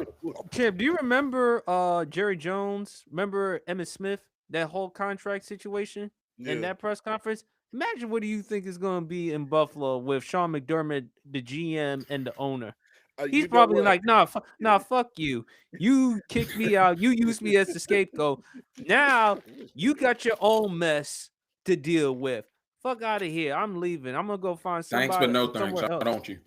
You know Thank what? you. No. A funny thing about their press conferences, I watched that press conference as a child. You know, my mom's a big time, huge Cowboys fan, and we watched that press conference together. That was a very interesting press conference to say the least. You could see how uncomfortable Emmett was. You can see how Jared was trying to, when you sign this contract, Emmett, just remember that this is a victory for the Dallas Cowboys. But and what was so funny about that contract is he signed him to a 7-year, $13 million deal. Like 5 weeks later, they signed Troy Aikman to a 7-year deal for $60 million. And then less than 3 years later, Deion Sanders is bought in for 7 years, $35 million. $13 million signing bonus. Emmitt Smith, boy, I can only imagine what he was feeling. Oh my God. No, they asked Emmitt Smith about if they want to bring in Deion Sanders. They asked him at Michael Irvin. And I'll never forget what Michael Irvin said. He said, "What the are you asking me? Do we want Deion for? Go get fucking Deion so we can win the Super Bowl." Right. So yeah, there was a proverbial, I think Jerry said it best. He said, when I asked Deion when I asked Michael Irvin and Emmett about that, it was a straight out yeah. Because how he did it was this.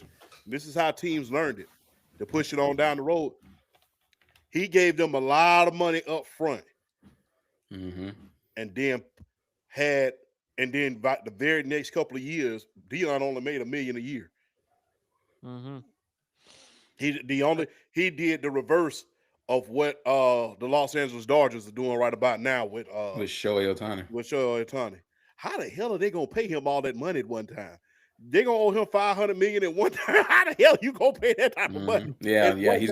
He's getting $2 million. He's getting $2 million a year for the duration of the contract, the years he played there, and then I think it goes to however it's the $500 million a year. However they're gonna pay that out. Blank. Are you gonna pay out that type of money when it's time to play? Because you pushing it down the road right now. You are now $37 million. I can see now 500 million big ones. How are you going to do that outside of giving him half that damn team? How? We'll see. That is going to be it. I am going to keep I hope that the Lord blesses me in order to live that long, because I want to see how he's going to get that money. Trust me. When I heard they signed, when I heard they signed him to that contract, my eyes were as big as silver dollars, like 700. Look, Vladimir Guerrero just got 14,500, and I thought that's insane in his own right. You got 700 for 10, and then I heard how they splitting the money up, and I'm like, what?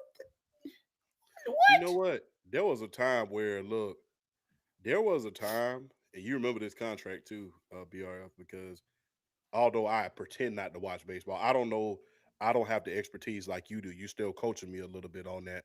You may That's not all. Hey, realize that's what we here for, baby. That's all you may good. not realize you're coaching me, but I'm taking notes. Hey, But it's all. I It's never it's all thought good. I never thought that I would see ever again when Alex Rodriguez signed that 11-year, $275 million contract. I thought we would never. No, nowadays right. that's like you signed for Bro. That's like you got Bro. shortchanged nowadays. But Bro, back when that happened in the early 2000s, I'm like, we ain't gonna never see no shit like that again. brother. We seen that three times over. Let me tell you something. When I think what year was it? It was I think it was 2000 when I can't remember what year it was when he went to Texas. The 10-year 250 when he got the 10 for 252 from the Texas Rangers, everybody was like, "Oh my gosh." And now you're seeing like 350, 500. You seeing these ridiculous deals. You seeing these ridiculous deals for these players, and it's like, are we gonna? Before I know Sports PSP wants to move the show on, but I gotta ask y'all this question: are we gonna see in $1 billion contract before it's all said and done? It depends on honestly, with the baseball situation, they're heading for a lockout. Why? So if you watch baseball, enjoy 20 because of the money that they're throwing out. Well, the thing and among other things, no. they're gonna So wait a minute. I gotta ask this question first, because like I said, you be coaching me on this. Is Fear still the president of the Players Association? Because if he is, they can hang it up. I don't know. I have to look that up. But all I know is I think the baseball union and all that, I think they're prepping for a lockout after 2026 just because of the money. Because I think one of the main things is the salary cap. The biggest thing is just the same teams are the ones that are paying out the money and getting all the players. But then also it's these lesser teams that don't even try to acquire these free agents and try to spend money. Like they get these big time. The David Glass effect. The David Glass effect. Yeah, like your Tampa Bay Rays and your Pittsburgh Pirates of the world that will have these big name players and won't always spin it and be like, oh, we got this guy. Oh, let's trade him for such and such and such and such. Well, so there's a lot of things that's like contributing to it. But yeah, it's not their fault. It ain't. They're finding these big time players. We don't have Freddie Freeman because his agent lied to him. Exactly. We don't have Freddie Freeman because his agent lied to him. The California Angels didn't want to pay Ohtani. It's a bunch of players that their home teams didn't want to pay. So is it my fault? Look, I compare sports to like a regular job. If this job don't want to pay me $150,000 in order to be a computer technician, then guess what? I have every right to go somewhere else. And they say, well, we'll pay you $250. Oh, bye. Well, yes, I do. Don't mind, especially in Los Angeles. Exactly. 700 million in Los Angeles. So the only thing is, well, the biggest teams are getting stop being cheap, re-sign your players, and do everything you need to do in order to build your roster. I can't help it as an owner if I'm able to sign your greatest players away because you didn't want to. Like I stated, the only player that you got off a technicality was Freddie Freeman. And we had a discussion about him being the new Mr. October. Yep. So it's not my fault is it PSP's fault that nobody was searching for a champ when he was a TikToker and all of a sudden now PSP got him? No, it's not his fault. Nobody was searching for that next guy. So that's comparable to that. Except PSP, because if there's one thing PSP champ is giving me credit for is talent evaluation. So if I see a talent and if I see someone that can get the right type of tutelage, it's no different. And it's no different at all. But that was an interesting conversation, big fella. I know you're concerned about my time, but feel free, man. Just feel like the podcast is like your home. So I ain't got no problem with you speaking on your mind. I'm not finna give up, but if I'm the Players Association, look, and I don't blame him because I've been paying attention to a little bit of it. you're not finna build no damn salary cap when it's my turn to get paid. I'm within Uh, what, and the thing is, what they're trying to do is they're trying to use, and I see what they're doing. They're trying to use our team as an excuse because they're trying to say, well, the Braves can't re-sign Ronald. Okay, that's the Braves' fault, not the salary cap's fault. They have to because sign him. You know that's your best player. You Mhm. already lost Freddie. You need to re-sign him. And yeah, so now the conversation with Ronald is, okay, if you don't think you're going to sign him, do you go ahead and trade him and try to get all the capital back you can? I would, at the very least, if I'm Atlanta, I think you have to. I know Alex Anthopoulos don't like to pay that kind of money. You gotta do it one time, especially given Austin Riley like 200 million like you did.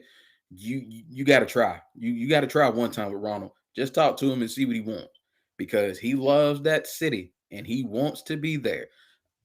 Yeah, Ronald's going to command at least 5. No, he's going to command 5.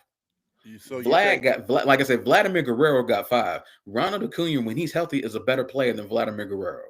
okay? So he's commanding at least 500. You think he'll settle for 4 to stay in Atlanta?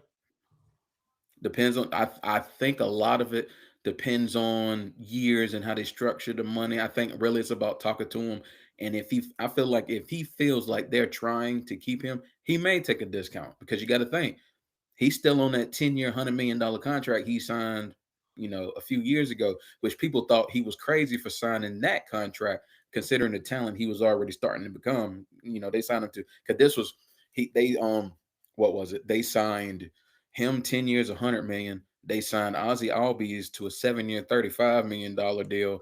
Like, I guess they're kind of taking advantage of the fact that they're international players.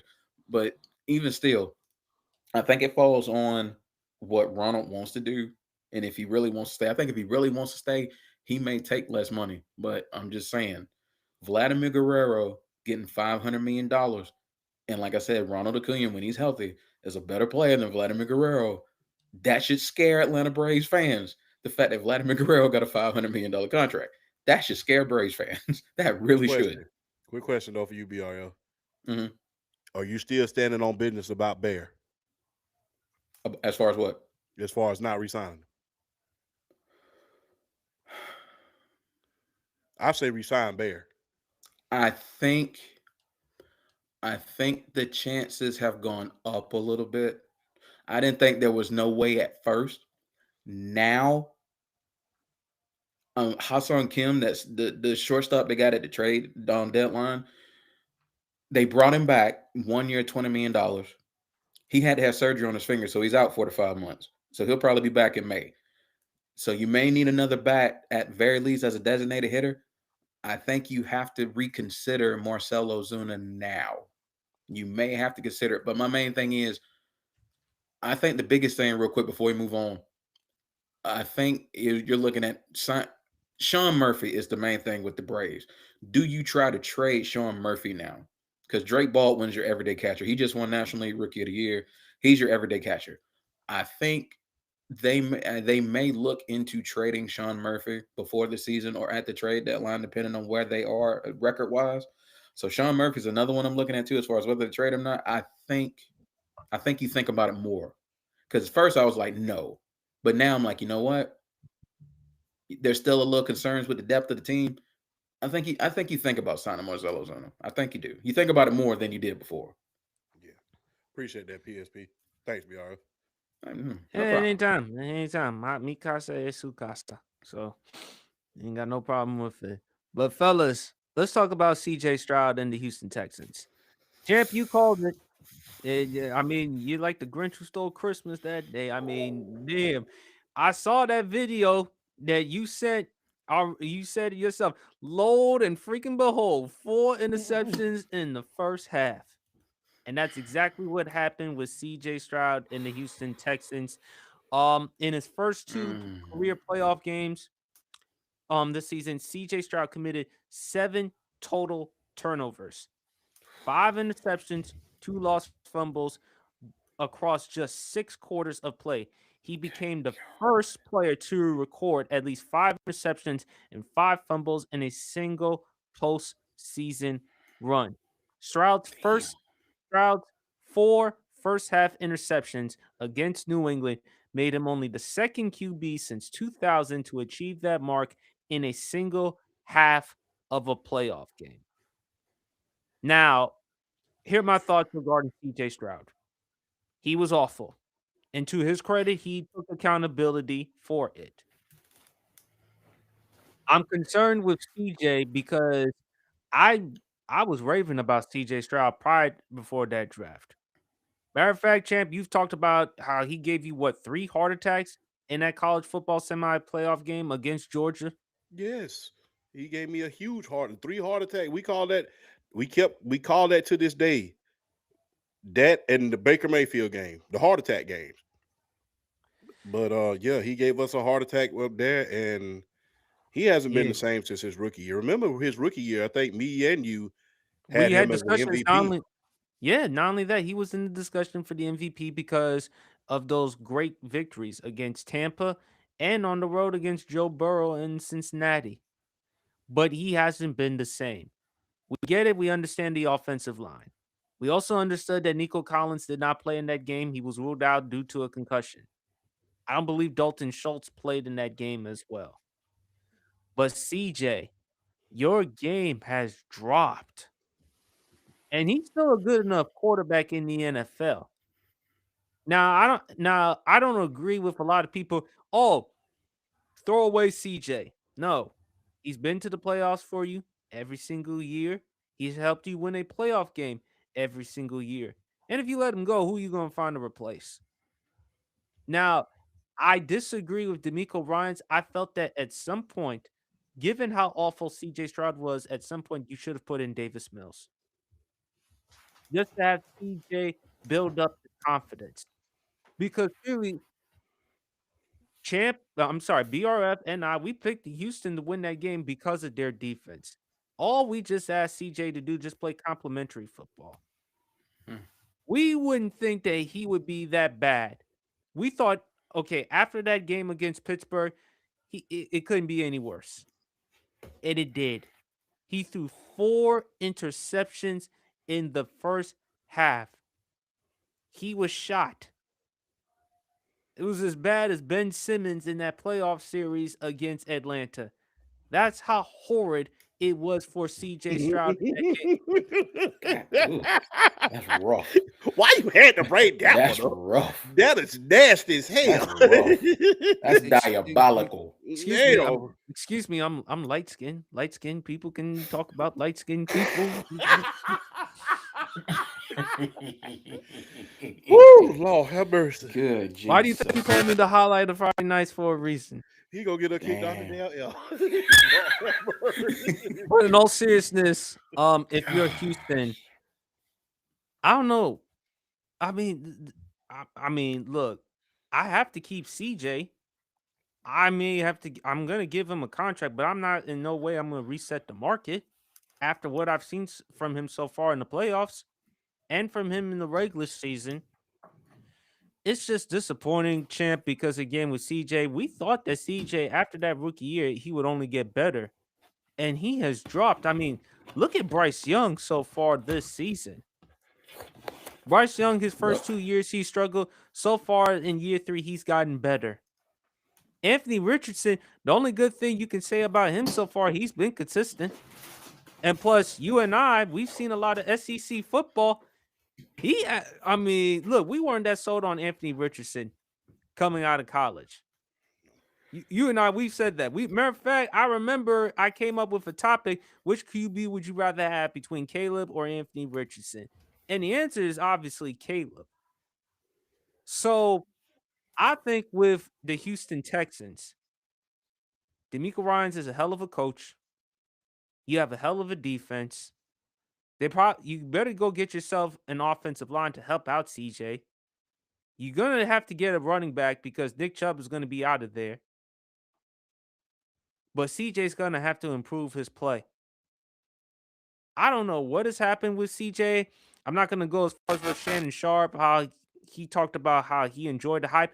Maybe that may be true. Maybe after coming off that rookie season, CJ kind of enjoyed the hype, the attention. I don't know. But his play, for whatever reason, has dropped. Do I think if Davis Mills had been in at quarterback, do I think the Houston Texans would win that game? No. He would have put them in a better position only because turnovers. I don't know what's going on with CJ. I give credit to Undisputed World Champion with his prediction. It looked bad for CJ when one of those interceptions he threw to Carlton Davis. It looked like Carlton Davis was like Chris Carter catching the ball on the sideline. Hmm. The second interception that he threw when he got clocked, all right, I'm not going to put too much on it on CJ. He was about to get clocked anyway. He should have just thrown it out of bounds or whatever. The third and fourth interception, I'm like, CJ, come on, dude. Get your shit together. I mean, he throwing picks. That's how bad he was throwing so many picks in that game. Shit, it's kind of like Chad passing up on free food. That's how bad it was for CJ Stroud in that game. It was just that bad. And with Houston, you got to be concerned because guess what? Jacksonville still ain't going anywhere. The Titans, I think the Titans are on the right step by bringing in Robert Saleh and also Brian Dable as an offensive coordinator. And Indy, they would have ran away with the AFC South had not been for Daniel Jones's injury. So you really going to have to ask yourself with CJ. I believe they should keep him. I'm not going to reset the market with CJ, but I have to keep him because who am I going to get in return? And this is a disappointing way for the Texans to end off the season. CJ, if he's going to show everyone that he's still going to be the guy for Houston, and I still believe he can be the guy for Houston, he's going to have a huge bounce back. Champ, what are your thoughts? CJ, stay out of Onyx. I know Houston is a very exciting city, man. Why don't you just say why couldn't you just say stay away from Amber Rose? Well, you know her too, but I know Dominique Chin and a lot of the beautiful ladies down there. They fine as all outdoors. Shout out to Gabby Doll as well. But dude, you gotta do some things. You gotta do some things, man, because you have not been the same. And the only logical explanation is you either must be distracted or we crowned you too soon.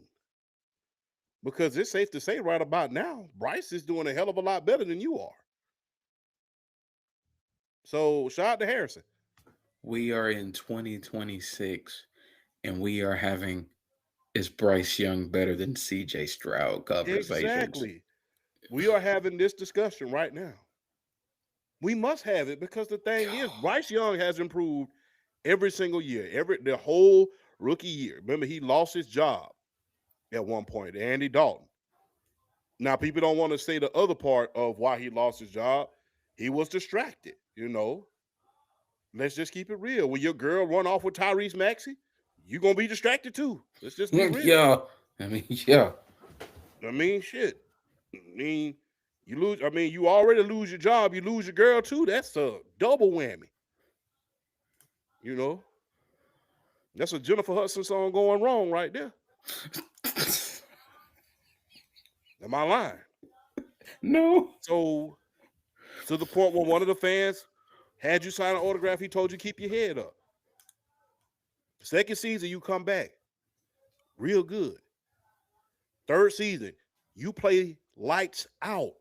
You damn near beat the Rams. Twice. You damn near beat the Rams twice. So it's time to start having conversations. And look, man, I know that we live in a microwave society. I know that the Hot Pockets look good. Hot Pockets and, Tony's Pizza, it all looks good when you're cooking it in a microwave because you're hungry. But we got to give credit where credit is due. We have to take the time to let the soul food cook when it comes to these quarterbacks. We keep crowning them too soon, and it comes back and it bites us in the butt more than once. Especially with these two guys. Granted, Bryce Young plays in the NFC South. But you also got to take this into consideration. He plays for a worse team and a worse owner. Yeah, we all know how horrendous of an owner Dave Tepper is. Exactly. So you're playing in the NFC South with a worse owner and a worse defense, and I'm still thriving where you are failing. 7 turnovers total in that entire play. And the thing is, I said it from the beginning. If Pittsburgh would have had a little bit of offense, they would have probably won that game because the defense scored most of their touchdowns, that being Houston. And the thing is, I'm giving CJ Stroud the next year. Look, every single year that the Texans have been under the D'Amico Ryans, they have been at least a top 10 defense. They was number 1 this year. And if you really want to think about it, the last offensive coordinator already got taken to the gallows. He already got taken to the gallows. So who are you going to fire next? You can't fire D'Amico Ryans. The quarterback got to go. Well, you can't fire. And the thing is, I understand people are going to say, well, who are you going to get? Hold up. Didn't we say that last time in Miami? With who? Oh, yeah, we did. Mm-hmm. He's only been healthy 1 full season, and he's been turning the ball over like crazy. Not 1 playoff win. So this whole being thirsty for quarterbacks. And well, hold on, Jeff. You forgot one more. Yeah. Someone who is superior than all these quarterbacks. One Justin Herbert. Yeah. And with CJ, we're not asking CJ to be. Although I had high expectations for CJ, we just wanted you in that game. Could you at least play complimentary football? Can you make some throws here and there? Can you more importantly take care of the football? Try not put your team in harm's way. He couldn't do that. He was like Ben Simmons in that series against Atlanta. Yeah. From that point, it looked like he was shell shocked. Could it be He really did. Could it be because of the Kardashians or Amber Rose or whatever? I don't know with CJ Stroud, but with them eyes that the champ has, I mean, his eyes starting to look like Warren Sapp's. Hey, that should tell you all you need to know. But with CJ, I'm shocked. I'm astounded that he would be this bad. Right. Should we really be shocked though, PSP? He Yes, hasn't yeah, played that yeah, well in any regular season game this year. Yes. No, actually, champ, I disagree with you. There was a couple of games he did play well in. The 49ers game. He did play well in the 49ers game. I did not anticipate his drop to be that huge. That huge.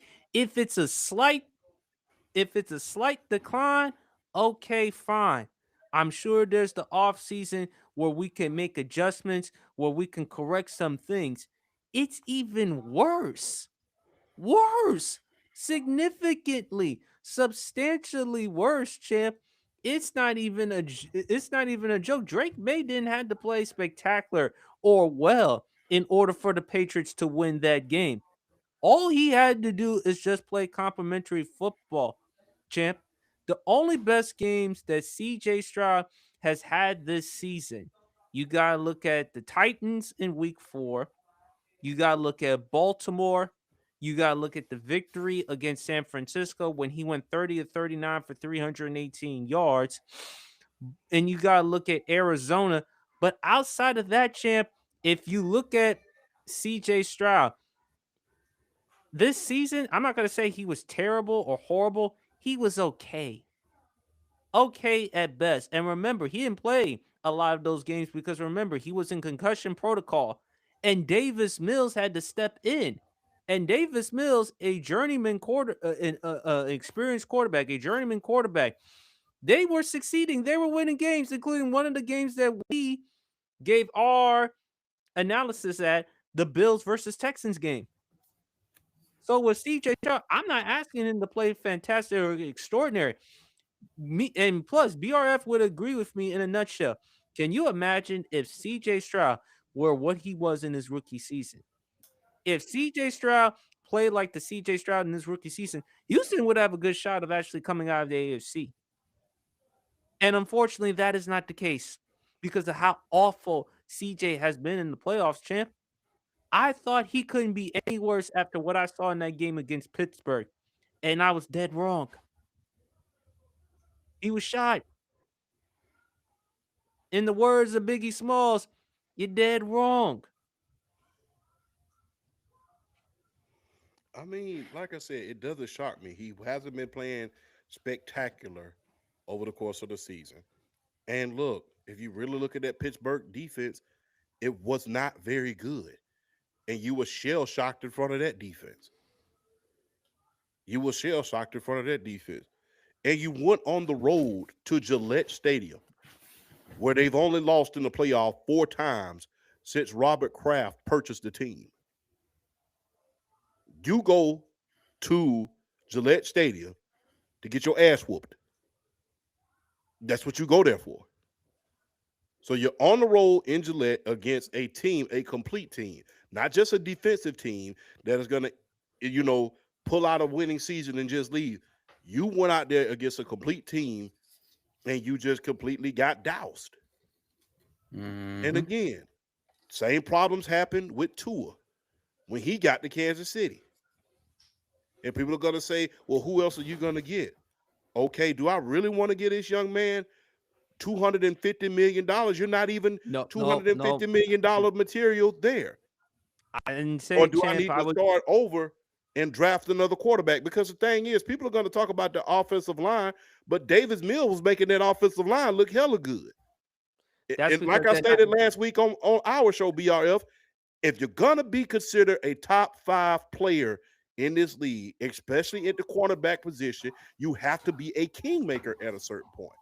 But champ, I've said with CJ Stroud, no, I'm not giving him a long-term contract, but I can't lose him. So for me, if I'm Houston, I play my cards right. Let's see how you are in year 4. And then we're going to have to make a serious decision. I pick up his 5th-year option. And besides, if you're Houston, you already dealt with the mess with Deshaun Watson. And it took you more than a minute in order for you to get a QB. Now, unless you want to find a QB in the draft to replace CJ, all right, go ahead, fine. I think for now, if I'm Houston, I pick up that 5th-year option. That's fair. I'm paying him a huge contract, not after what I saw from the playoffs. But he has been to the playoffs every single year of his career, and he's helped you win a playoff game every single year of his career. This was supposed to be Houston's best opportunity to at least get to a conference championship game. And to me, as a franchise, it seems like they're cursed. Because I mentioned, champ, the closest thing they've gotten to a conference championship game was the 24-point choke job that they had against Kansas City. And they still, to this day, have not been the same. Well, actually, they've been the same. It's just that they still have not gotten to where they ultimately want to go, and that's the conference championship game. You want to know another funny thing about that? Warren Moon's entire tenure in Houston. He never reached a conference championship. The Houston Oilers did not reach a conference championship until they moved to Tennessee and became the Titans. So no team in Houston, no football team in Houston since Warren Moon, well, the entire Warren Moon regime, they did not go to a conference championship. So the entire time, no team since Kenny Stabler has been to a conference championship. That should tell you all you need to know. Hey, it's a curse. It might be a curse, just like you said, or CJ played horrible. I cannot justify his performance. He was horrendous, especially them 4 interceptions in the first half. I'm like, dude, what are you thinking? But Houston Texans, I don't know. I mean, I'm keeping D'Amico Ryans in that defense, Absolutely. but You better. CJ, I got some really serious questions about you heading into the offseason. But BRF, That for me, that was probably one of the most disappointing quarterback performances I've seen in a while. I mean, worse than just Herbert. yeah, like 5 times worse than Herbert. And I mean, it's like when he came into the league, I mean, yeah, like MVP conversation. Yeah, man, people, y'all were picking this man to win the MVP before the 2024 season, and it's almost like I haven't seen a regression this fast from a guy who came in and had the type of rookie year that CJ Stroud had. I mean, throwing for over 4,000 yards. I mean, poise, his accuracy, his moxie, just everything about him. Like we were saying, like, man, finally we can kind of like lift this whole idea of Ohio State not being able to produce NFL quarterbacks. We might finally be able to give that the rest. Well, hell yeah, not after the last 2 years. Not after that playoff game. We back to having that conversation. Man, Ohio State, they just can't produce good, consistent quarterbacks in the National Football League. But it's a shame that it's CJ Stroud, because CJ Stroud at the Ohio State University, he played in the pro style offense.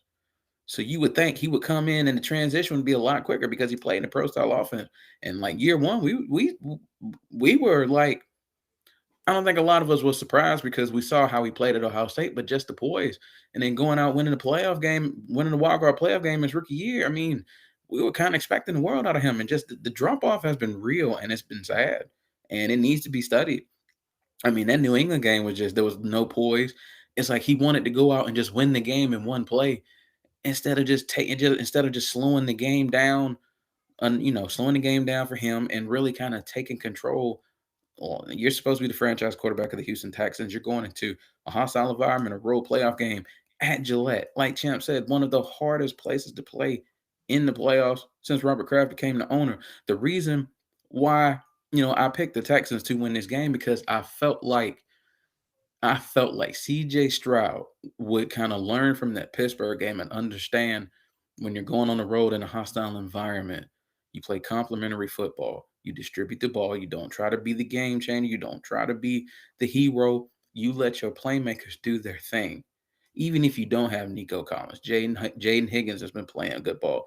Jalen Noel has been playing decent ball. I mean, Woody Marks coming out of college might have been the best receiving running back coming out. Y'all ain't been using him like that. I mean, that was a good point that somebody had made. Like, they haven't been using Woody Marks in a receiving role like they should have been, as good as he was coming out of college. Um, that defense, man, I feel so sick for that defense. That was an historic defense. I mean, Will Anderson, like the way we talk about Bijan, being the best player in the league from an offensive standpoint.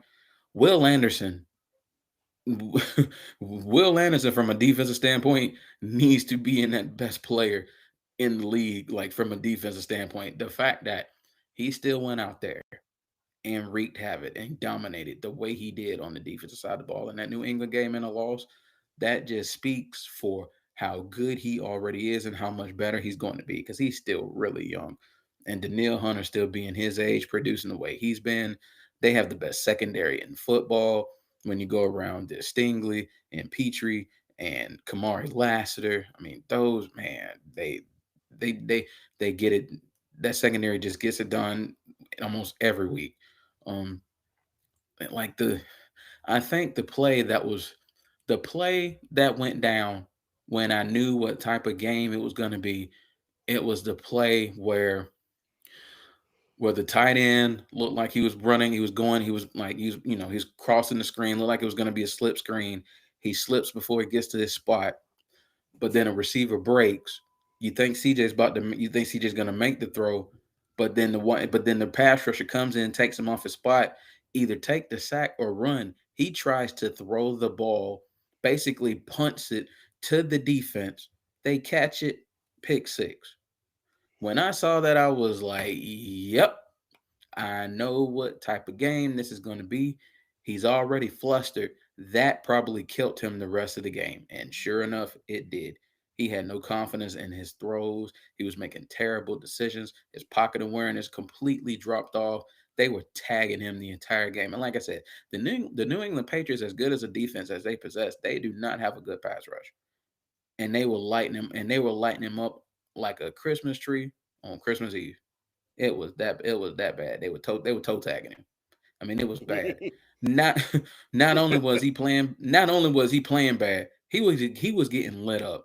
Like that looked like early 2000s New England Patriots defense. That's what that looked like, cuz those early New England Patriots teams in the 2000s, like that first dynasty, when that defense is on point, they might be they were the most smothering defense in all of football when they were on their game, and that's what that AFC divisional looked like.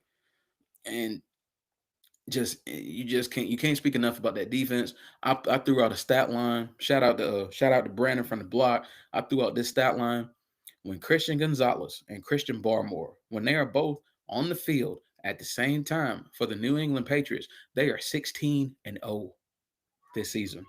When they are both starting, they're 16-0. They don't lose when those two guys are on the defense. Christian Gonzalez is a top 3 corner in football. Christian Barmore is one of the up and coming defensive end slash defensive tackle positional players in football. He can play. He can play both sides. He can play both positions, defensive end, defensive tackle. He's big enough to play defensive tackle, but he's athletic enough and he's good enough with his hands to play end. He's that talented, and that's Mike Vrabel just being the defensive guy that he is, being a linebacker, one of the cornerstones of that defense in his career, being a really good linebacker in his own right, understanding defense. That's just understanding schemes and understanding how to develop, a game plan against quarterbacks. And he took advantage of the fact that he had a feeling that CJ Stroud they were going to be able to rattle him. And they rattled him all game. I mean, he couldn't do anything. And for me, I think the most important trait for a quarterback is not your accuracy, it's not your arm strength, it's not your pocket awareness, it's your confidence. It's your intangibles, it's your confidence. Because if you don't, at the very least, if you don't have any confidence, what's gonna follow if you don't believe in yourself to go out there and play and then have the intangibles to be able to go out there and hang with the big dogs and hang with the best of them? If you don't have that, I don't care about any of your physical attributes. If you don't have that mentality, like you're gonna get it done, what's the point of even trying? And CJ Stroud just looks like he's lost it all. And it's like I said earlier, the fact that we are in 2026 and we are having Bryce Young is better than CJ Stroud conversations just tells you the downfall of CJ Stroud since You could just say after the 2023 season. BRF. You could say Mac Jones. I mean, man, it's crazy how CJ Stroud went from being in top 10 conversations to being like, is he top 25? That's not a question. That's not a question. It's crazy. Considering how huge of a drop off.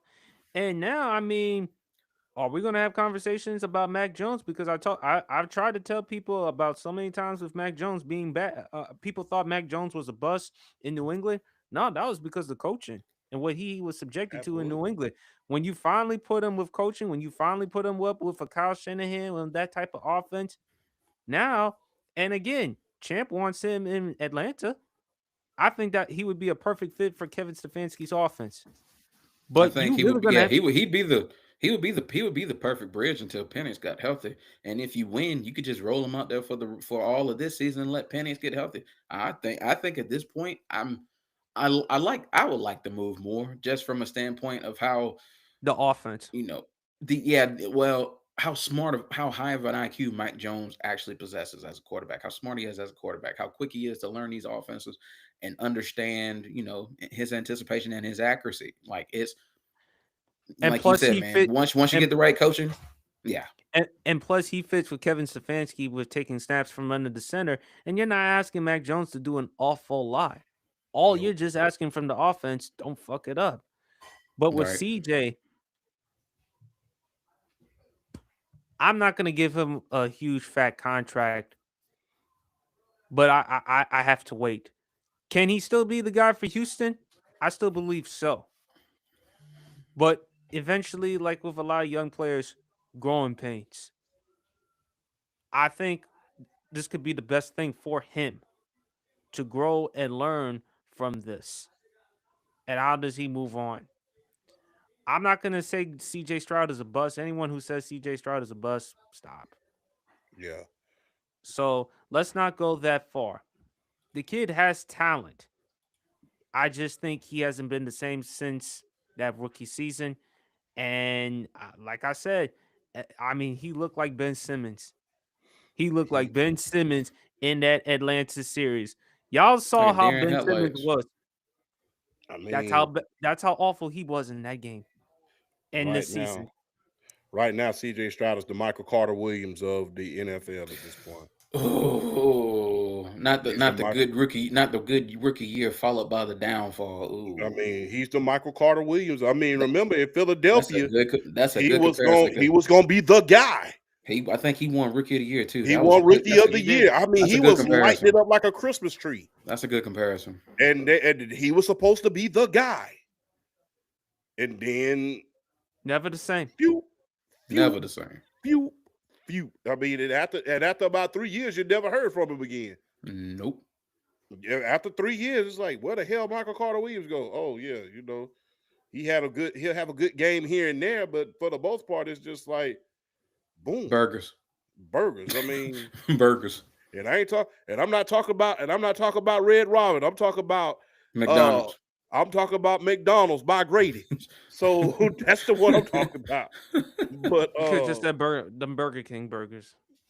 Burger They King, bad. well, No, I don't know. we'll go with Crystals. We'll go with Just- Crystals. Ooh. The White Castle burgers. The White Crystal Castle? / White Castle. Ooh. Yeah, what my dad called them gas burgers. But but he's the Michael Carter Williams of the NFL. He's been chasing that rookie season. I mean, ever since he's been there, and it's been amazing the downfall of that team. And and like I said, he does not look the same. It's just like, damn, what have you been doing? Do you study film? Like, your pocket presence is average at best. Do you feel what's going on around you? And it looks bad when the backup quarterback comes in and you're a 3-year veteran and he's acting like the offensive line just is all pro. So what are you doing in the offseason in order to improve? Are you letting this Houston deal get to you? And are you not putting in the work behind the scenes? Because your offensive coordinator from your rookie year, he's already been fired. Remember? Yes, He's Bobby already Slowick. been fired. Bobby Slowick. Yeah. Exactly. So he's already been fired because of low offensive performance as of last year. So they brought in a new offensive coordinator, and you're on the verge of getting him fired.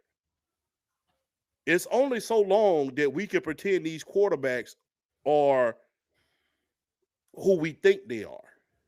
A lot of them are frauds. Let's not go that far yet with CJ because I do think he's a good enough quarterback. But man, you have a lot of making up to do, man. You have a lot of making up after what we saw from you in these playoffs, man. But let's talk about another playoff game: the Rams versus the Bears. Champ and I, we were wrong on that prediction. BRF, you were the lone one. You picked the Rams because of Matthew Stafford. Prior to that game, 1-9 in the snow or inclement weather. Matthew Stafford, man, once again solidifying his case for the Pro Football Hall of Fame. Although they lost that game, but Caleb Williams, my God, that throw overtime. Amazing. Amazing. There's him, Mahomes, and very other quarterbacks that can actually make that type of throw. And that's the reason why he was drafted number 1 overall.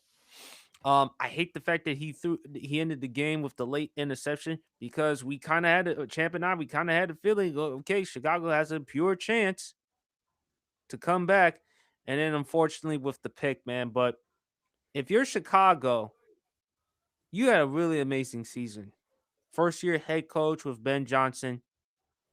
You finished the 2nd seed in the NFC. remember that playoff game against your arch nemesis, the Green Bay Packers. You came back from an 18-point deficit and won. Yes, indeed. Yeah, you did. Caleb Williams finally ended all the questions, the criticism. Could he lead? Because a lot of people knocked on him because of the fingernails or his personality or his outfits. I think it's fair to say that he's their guy. He's the guy. Anybody And who doesn't believe it is You're not nitpicking at this point. thinking straight at this point. not at this point. And then you look at this offense, and I told you, Champ, about my guy Montez Sweat. I've tried to Yes. tell you how valuable he was to Washington and now to Chicago. Chicago's going to have a much tougher schedule heading into next season. Los Angeles, that was a close one.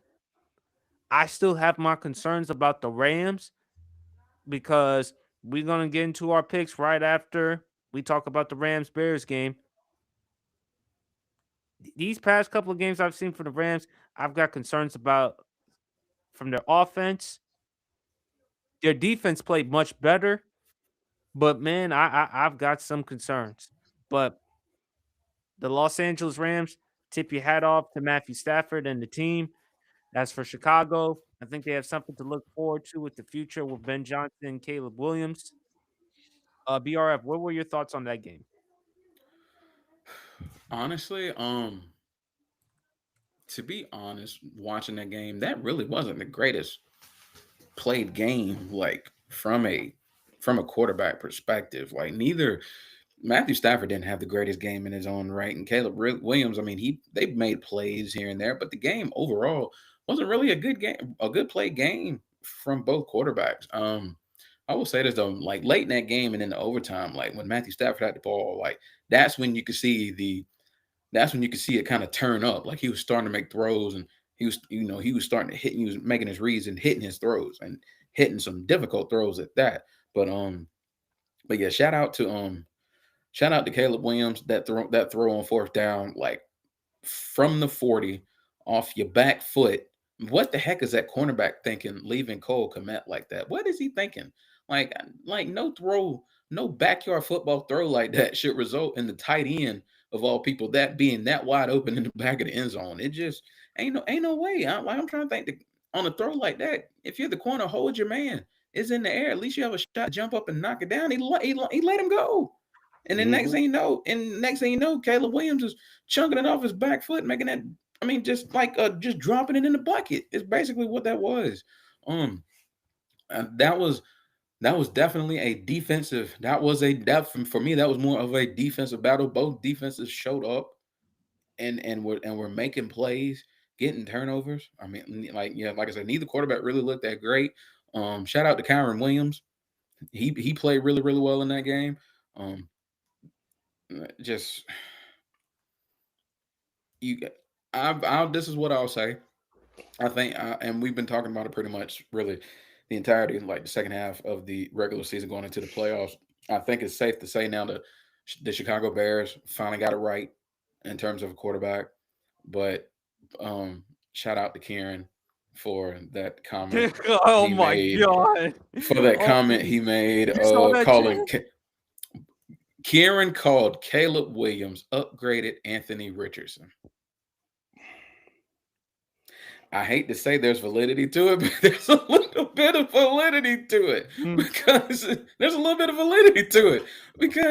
he doesn't always play he's not always the most accurate, and then he can just bomb off these ridiculous throws, and then when you just ask him to play in the pocket and set his feet and throw the ball, he overshot a lot of his receivers in that game. He overshot a lot of them. He overshot some open throws. So hey, you know what though? Kieran was on one all last week anyway. We got to shout out the homie because he was on one all last week anyway when it came to quarterback play, whether it was Caleb Williams or whether it was his Josh Allen clip. He was on one all week as far as the quarterback play. And shout out to Leaf because Leaf was the I got to shout out Leaf because Leaf said on one of the, like, they brought it up on the last show.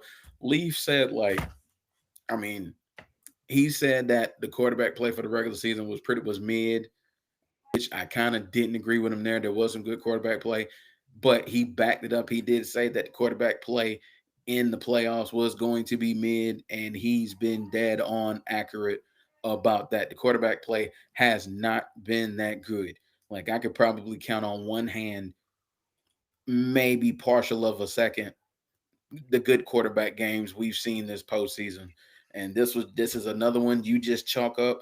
Neither one played good, but I give Matthew Stafford this: when it was time to go late in the game and when it was time to make a throw, he made throws.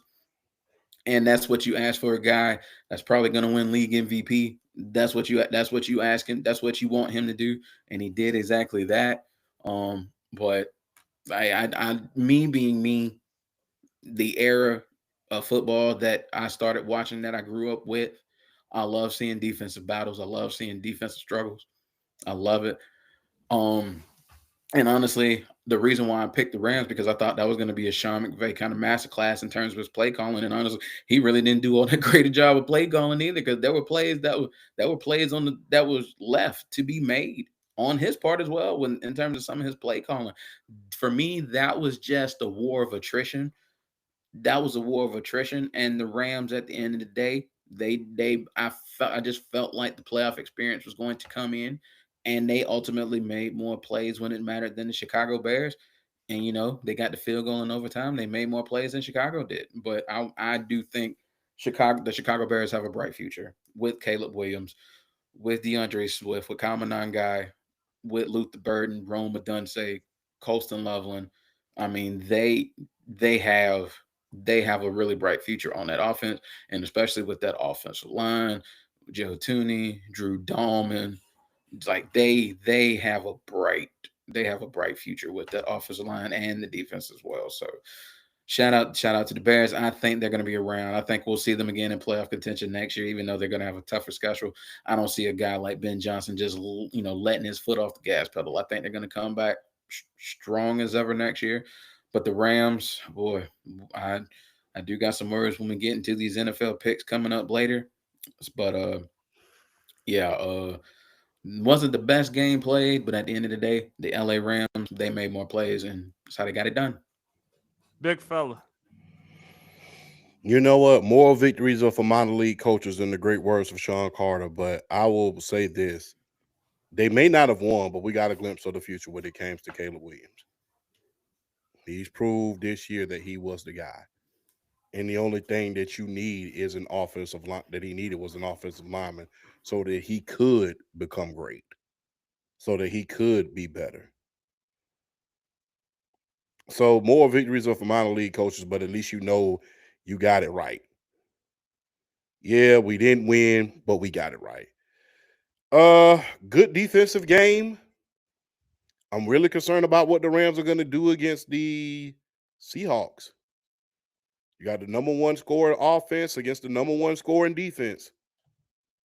So, and you going against not only them, but the 12th man, because neither one of them played particularly well, like to BRF's point.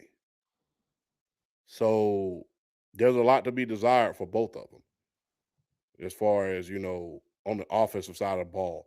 Plus, am I the only one that noticed that Ben Johnson has a little Kyle Shanahan to him? Mm-hmm.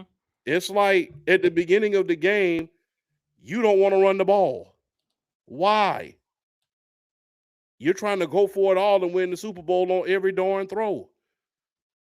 That's got to stop.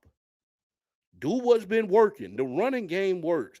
I know it ain't pretty, but don't be pretty. Be what? Good. Be good. And when you got a two-headed monster at the running back position and you're at home, your goal should be to pound that rock. But you didn't do that at the beginning of the game. So you gotta do a better job of that. You can't be too overly aggressive. It seems like he did the same thing in the Green Bay game. All of that overly aggressiveness. You got to do what works. But I was impressed with Caleb Williams.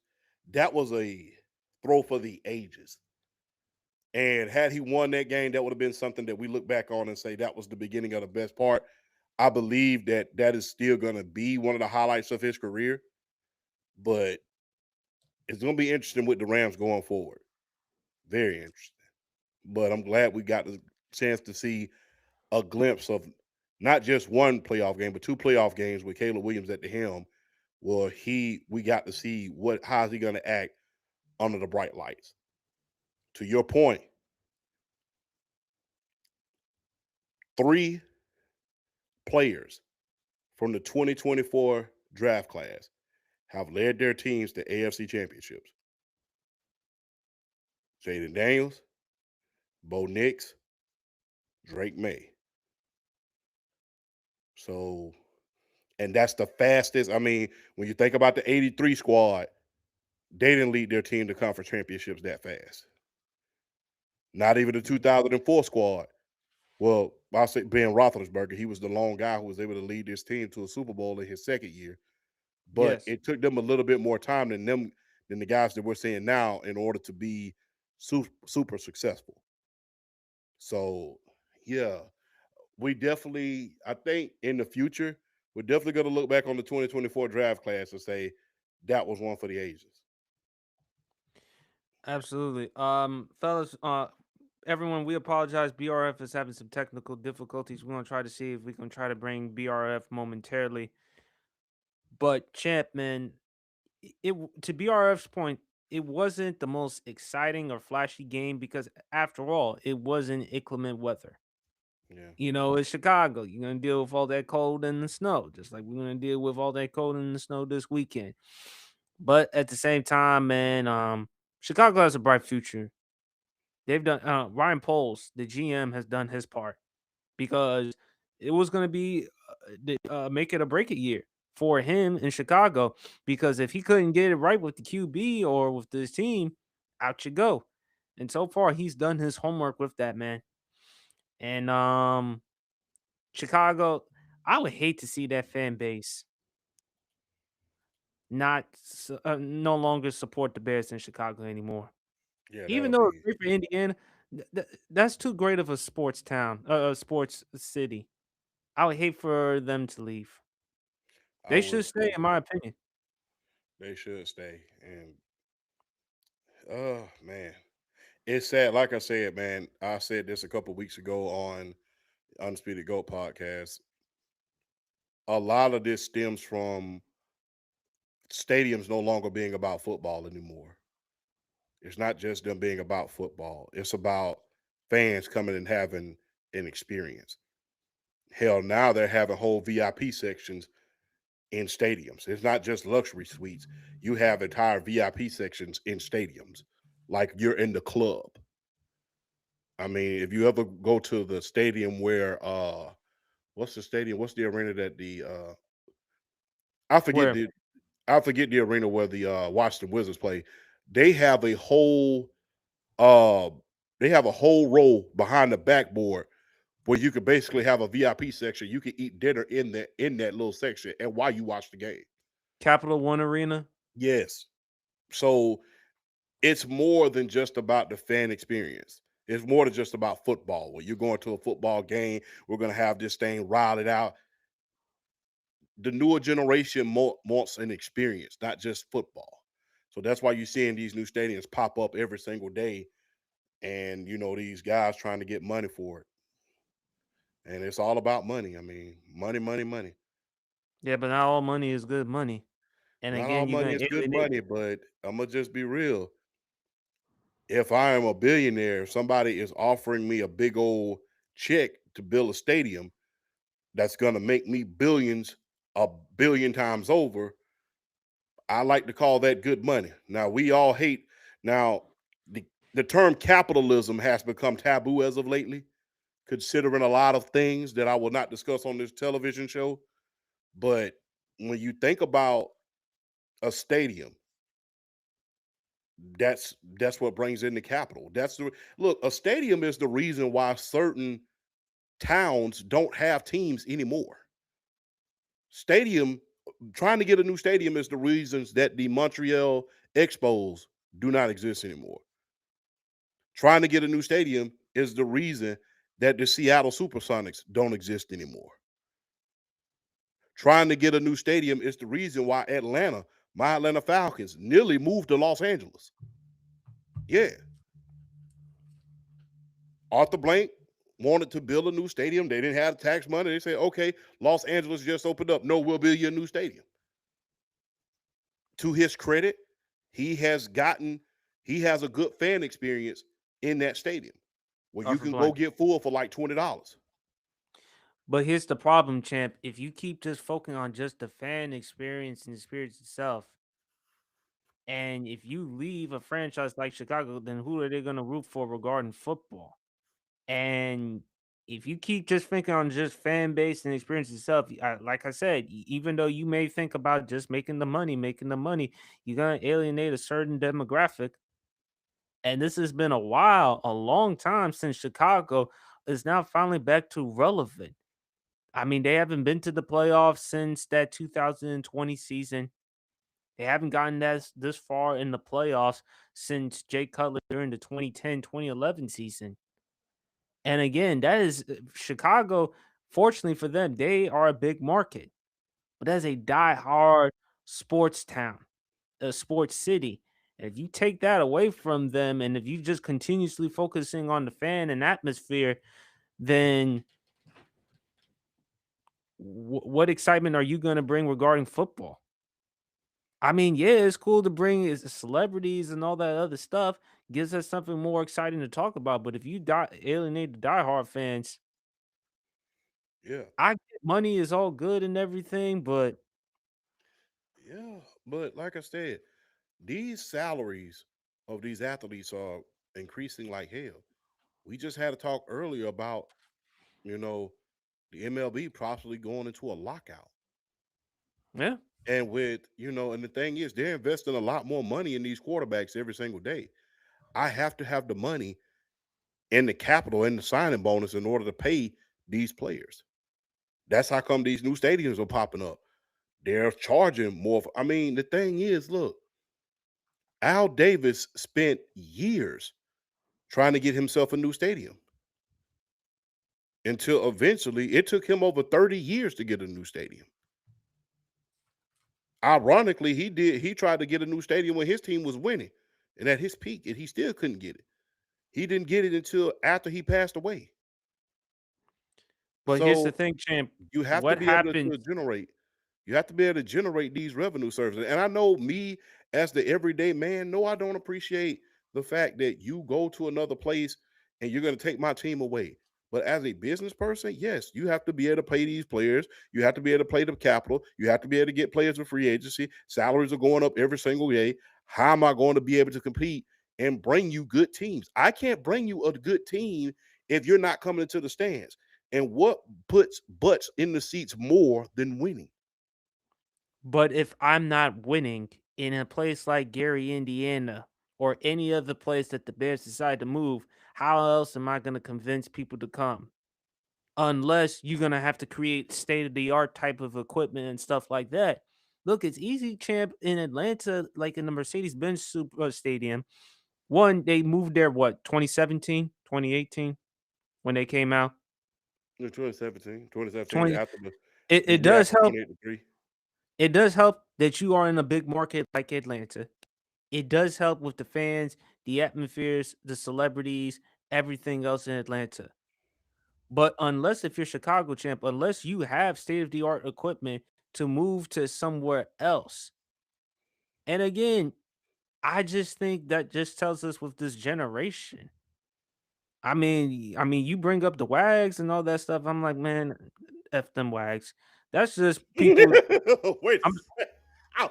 sorry. I'm sorry. Fuck them wags. When it comes to the sport, I just want to watch the sport, man. I Yeah, just want to watch the sport, and I get it to your point with the salaries, the money and expenses and things like that. But guess what happens if you move to a place like Gary, Indiana, and you ain't winning? Do you really think that people are gonna come and actually support the product unless you put in state of the art equipment? Unless you try to convince the fan, the atmosphere there could. the thing is, Gary, Indiana is 30 minutes from Chicago. It's like 30 minutes. It's like the distance between Phoenix City and Columbus, Georgia. I can literally get in my car right now and be in Alabama in 30 minutes. So I think, the fans are still gonna flock there. But the thing is, like I said, Yeah, fans I'm are think still gonna flock there because again, die-hard loyal fans. yeah, but you But got to think the about but this. but but the other fans, Probably so. I mean, the thing is, you're I gonna don't always know. support. I think they are. The thing is this: as the everyday person, I would get pissed off about my team moving. Yes, but as a business owner, I understand. You have to be able to compete. This is the first time the team has gotten good. And if you ever notice, right before these new stadiums are built, the teams are great all of a sudden.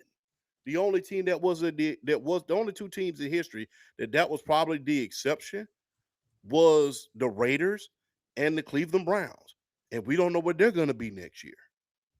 So when you think about all of these great teams who are getting stadiums all over the place, they've always got good just at the right time.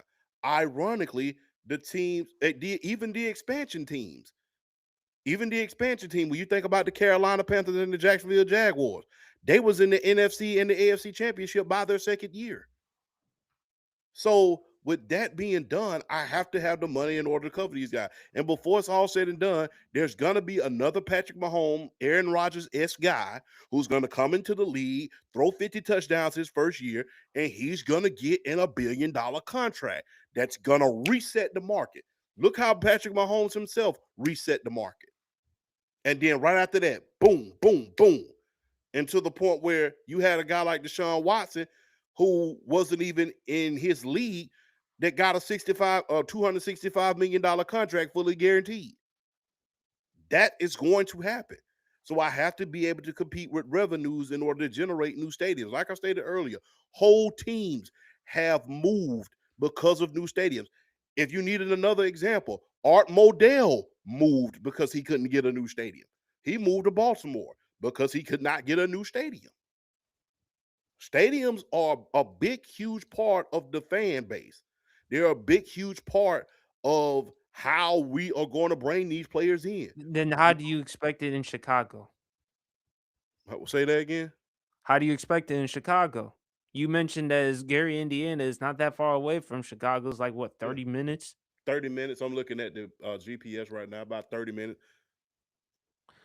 But here's the thing, champ. If you keep on relying on the generation and the new generation and the things, it's gonna drive a point in which it's gonna convince people probably may not to come. There's still people that are gonna still show up to the football game, still watch it. There's still gonna be diehard football fans, but for the NFL,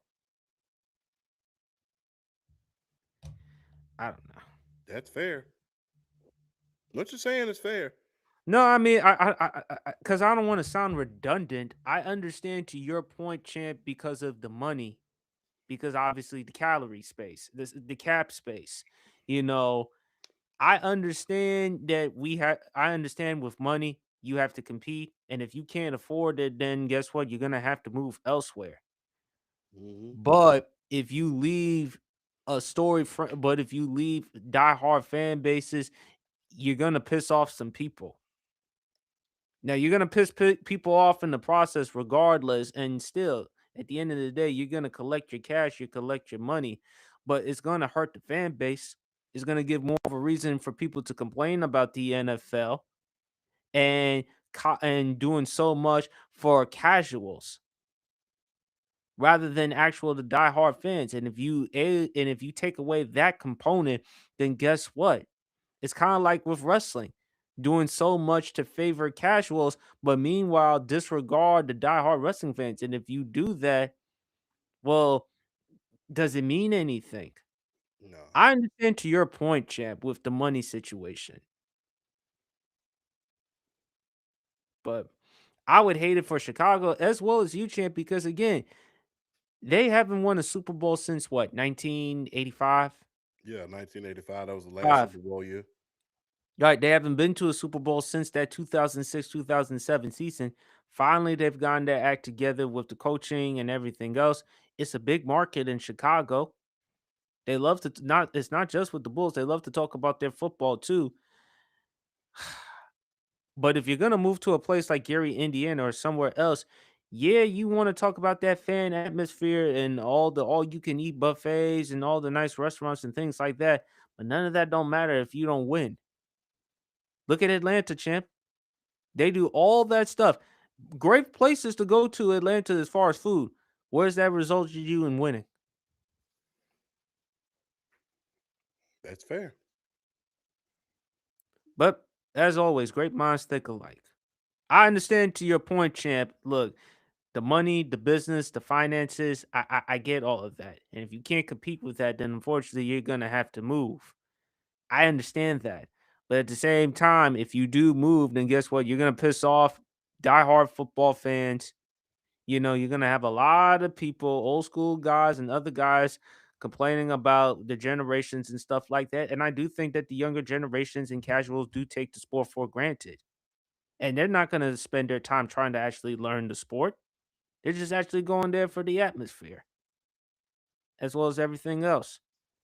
That's why I'm sorry when you bring up wags. I'm like, man, damn, I can't stand them damn wags at the football game. I'm trying to focus on just the game itself. That's just the diehard fan in me.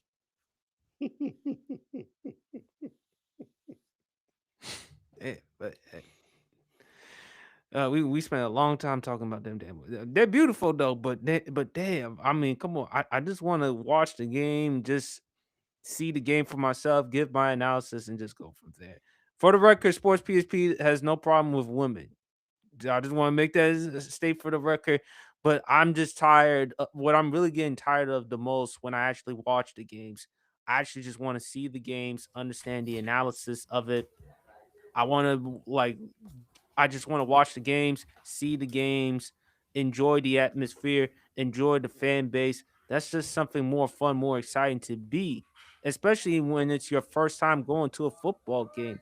Yeah, it's nice to get the VIP lounge and everything else, but just as a diehard football fan, seeing your childhood team win a game when you were there to witness it live, not just in your room watching it on TV, but to see it live and in person. That's a moment that you always cherish. I don't care what anybody says. But fellas, let's talk about our the football picks. We gotta keep it real short and quick. Patriots at Broncos. Patriots at Broncos. Now, again, it's important to point out Bo Nix will not be able to play in that game because of the broken bone in his ankle. I still don't know how he finished that game. To me, when champ, like I said, when you sent me the article, I was shocked that he like broke a bone in his ankle. New England is a 4.5 point favorite. I got New England. There should be zero excuse for you not to win this one. Although, champ, you talk about how difficult it is to win at Foxborough. It's a hell of a lot difficult to win at Denver as well. Yep. And in fact, the Denver Broncos are 4-1 against the New England Patriots at Mile High. They are 4-1. Keep that in Yeah, mind. and that's including postseason as well too, because they beat them in 2005. They beat them in 2013 in the AFC Championship game. They beat them 2015 with Brock Osweiler during the regular season. I believe it was Sunday Night Football, and in the AFC Championship game, Peyton Manning's last ride. Yeah. But yet and still on that note, Drake May take them Patriots back to the Super Bowl. 27-24. That close, huh? Yeah, that close. BRF? First off, apologies. Technical difficulties with the camera. I've noticed that when I have everything plug up, the battery kind of runs a little faster down. So I was trying to get the camera going through my laptop and it just wasn't working. So I'm like, you know what? I can make it work the rest of the show. So apologize for the little inconvenience and technical difficulties on that. You good? But as far as this game, yeah, if Bo Nix was playing in this game, I'd have a little more cause to pause. with how he looked against the Bills and how he was throwing the ball. Jarrett Stidham is an entirely different conversation. I mean, he showed flashes when after he got drafted by the Patriots in the preseason, the few games of experience he does have. But with that being said, I personally think that Vrabel and that defensive staff, they're gonna treat him. I mean, God, I hate to say it like this. They're gonna scheme him and they're gonna treat him like a backup, as they should. Um, I got 24-17 New England here. I don't think there's really an excuse. There's no excuse for New England to just go to Denver and lose this game to Jarrett Stidham. I think honestly, don't ask Drake May to do too much. Distribute the ball. Put the ball in Pop Douglas' hands. Put the ball in Stephon Diggs' hands. Put the ball in Kayshon Boutte's hands. Give it to Travion Henderson. Give it to Ramondre Stevenson. Give it to Hunter Henry. Yeah, give it to Ramondre Stevenson. Give it to Hunter Henry. Give it to Austin Hooper every once in a while. Distribute the ball. Don't try to be the game changer. Don't try to be the hero. Manage. Don't mess this up. Don't try to do too much. Just do what you need to do to win this game, and y'all will be in the Super Bowl. I got New England 24-17. All right, we got Rams versus Seahawks. Seahawks are a 2.5 point favorite to win this one. Remember, last time these two teams faced each other, I think it was about week 15, week 16, Thursday Night Football. And Seattle came back from a 16-point deficit and won that one. I am going to go with the Rams. As long as they keep their Sean McVay, I anticipate him to call a better game. Matthew Stafford, when it counts most, is going to show up. I think the defense is going to get after Sam Darnold. And I see Sam Darnold throwing an interception or having a fumble. And I got the Rams this one 25-18.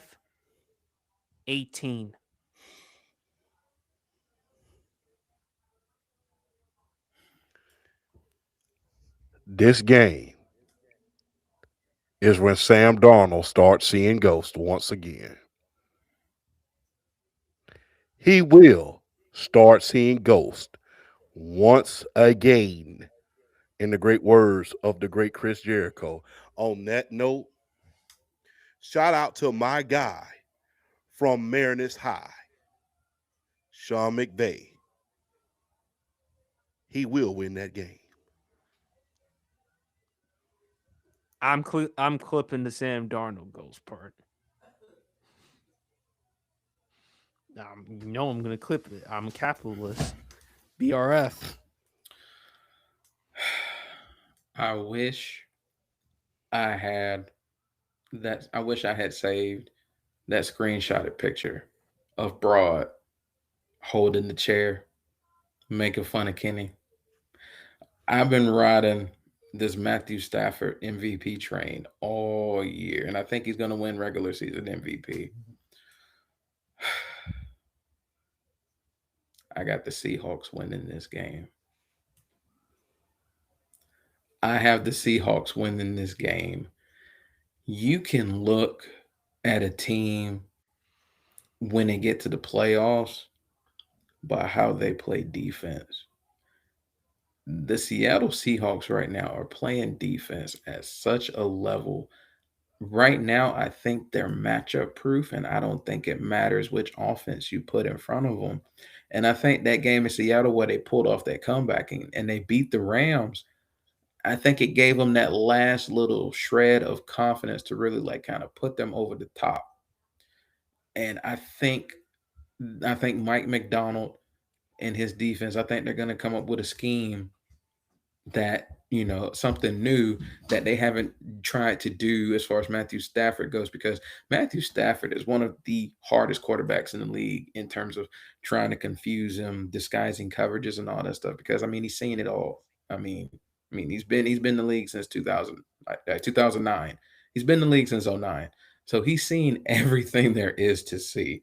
So he's really hard to confuse you. I mean, you have to treat him like you would a veteran in situations like this, like as far as being able to disguise coverage, like lining up in man, show zone, vice versa, just all types of different reads that you're going to have to pull off. But Mike Macdonald is such a good defensive coach.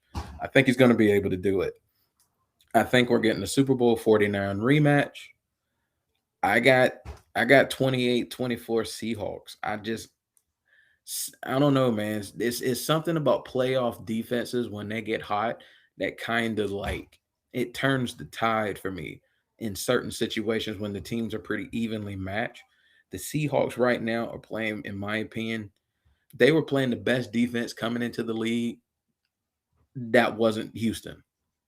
And I just feel like Seattle's coming in with a chip on their shoulder because they know everybody's going to probably pick the Rams. A lot of people are going to pick the Rams to win this game. I'm looking at the Seahawks and I'm like, you know what? There's something here. I think we get a Super Bowl 49 rematch with the New England Patriots and the Seattle Seahawks. I got 28-24 Seattle. I'm sorry, Kenny. He'll be all right. And BRF and when he'll be all right. Listen, he's my Haitian brother. He's my Haitian brother. And by the way, BRF, we were talking about Chicago about Champ doesn't have a problem with moving Chicago to somewhere else because of the money, cap space situation, stuff like that. But at the same time, no, I don't want to do it because you can't take the Bears out Chicago, man. That's too. I understand all good things must come to an end, but the Bears are synonymous with that city. The Bears should, if there's one franchise that should never leave a city, it's the Bears in Chicago. They no, I would not feel it if the Bears. I wouldn't feel it if the Bears left Chicago. That's a great diehard fan base. And the other reason why, even though Champ makes a great point with the financial situations, because again, free agency, you got to pay players a ton of money to acquire them in free agency. You also got to pay them with their contracts, the draft, cap space, salaries, everything else. But more important than anything else, I'm just tired of seeing them damn wags at the football games. I'm tired of dealing with them. They beautiful as hell, but damn, I'm like, can y'all shut the F up when I'm watching the game, please? That's why I have to bring in headphones every time when I'm out. That would suck though, especially considering the fact that Chicago might have finally gotten it right with the quarterback. Just to move to Indiana, that would suck for that fan base, bro. Well, to Champ's point, they're like 30 minutes away. Gary, Indiana is like 30 minutes away from Chicago. But Gary, the Gary, Indiana Bears, bro, does that have like this same? I mean, you ain't gonna call them the Chicago Bears and they playing in Gary, Indiana. Yes, it's the whole. Yes, this is. Bro, man, come on. We are not doing that. Don't you dare. Look, East Rutherford for the Giants. That can slide. That can slide a little bit. Gary, Indiana for the Bears. The only thing Gary, Indiana got going for itself is the Jackson family. That's about it. Oh, don't forget about my guy Black Caesar, man, Fred Williamson. True. Rest in peace to one of the OGs, Fred Williamson. Absolutely. But Gary, Indiana, come on, bro. Let them look. They finally got the quarterback right. They got a good team there. Don't try to jump on this now just because they're gonna be some money going in. Come on, man. What we gonna call them? The Gary Bears, the Indiana Bears. That ring it just don't have the same ring to it as the Chicago Bears. Like come on, man. Furthermore, what type of uniforms are you gonna come up with if you decide to move up to the franchise? Come on, man. Gary, Indiana. Don't. Hey, look. We know what they're known for. Don't come with them uniforms. Don't come in with the glitter on the gloves. Don't come in with the glitters on the shoulder pads. We ain't finna have no Jackson 5 football team up in this thing just because they rolling up in Gary, Indiana. The team coming out like Remember the Titans. Everybody trying to do the moonwalk, kicking their legs and all that stuff. All these celebrations in the end zone and all that other stuff. We ain't no. But hey, leave them in Chicago. Hey. If they do decide for Champ for the fan atmosphere, Champ will mind getting them free food and them wags. He wouldn't mind that. I mean, you get the two. I mean, you get fine food, fine women, and fine food. I mean, that's champ's dream right there. But that's a story for another day. That's a story for another But week. but speaking of Atlanta, we gotta try to keep it real short and quick, folks. What are I- y'all thoughts about Kevin Stefanski as the head coach? Whoever wants to go.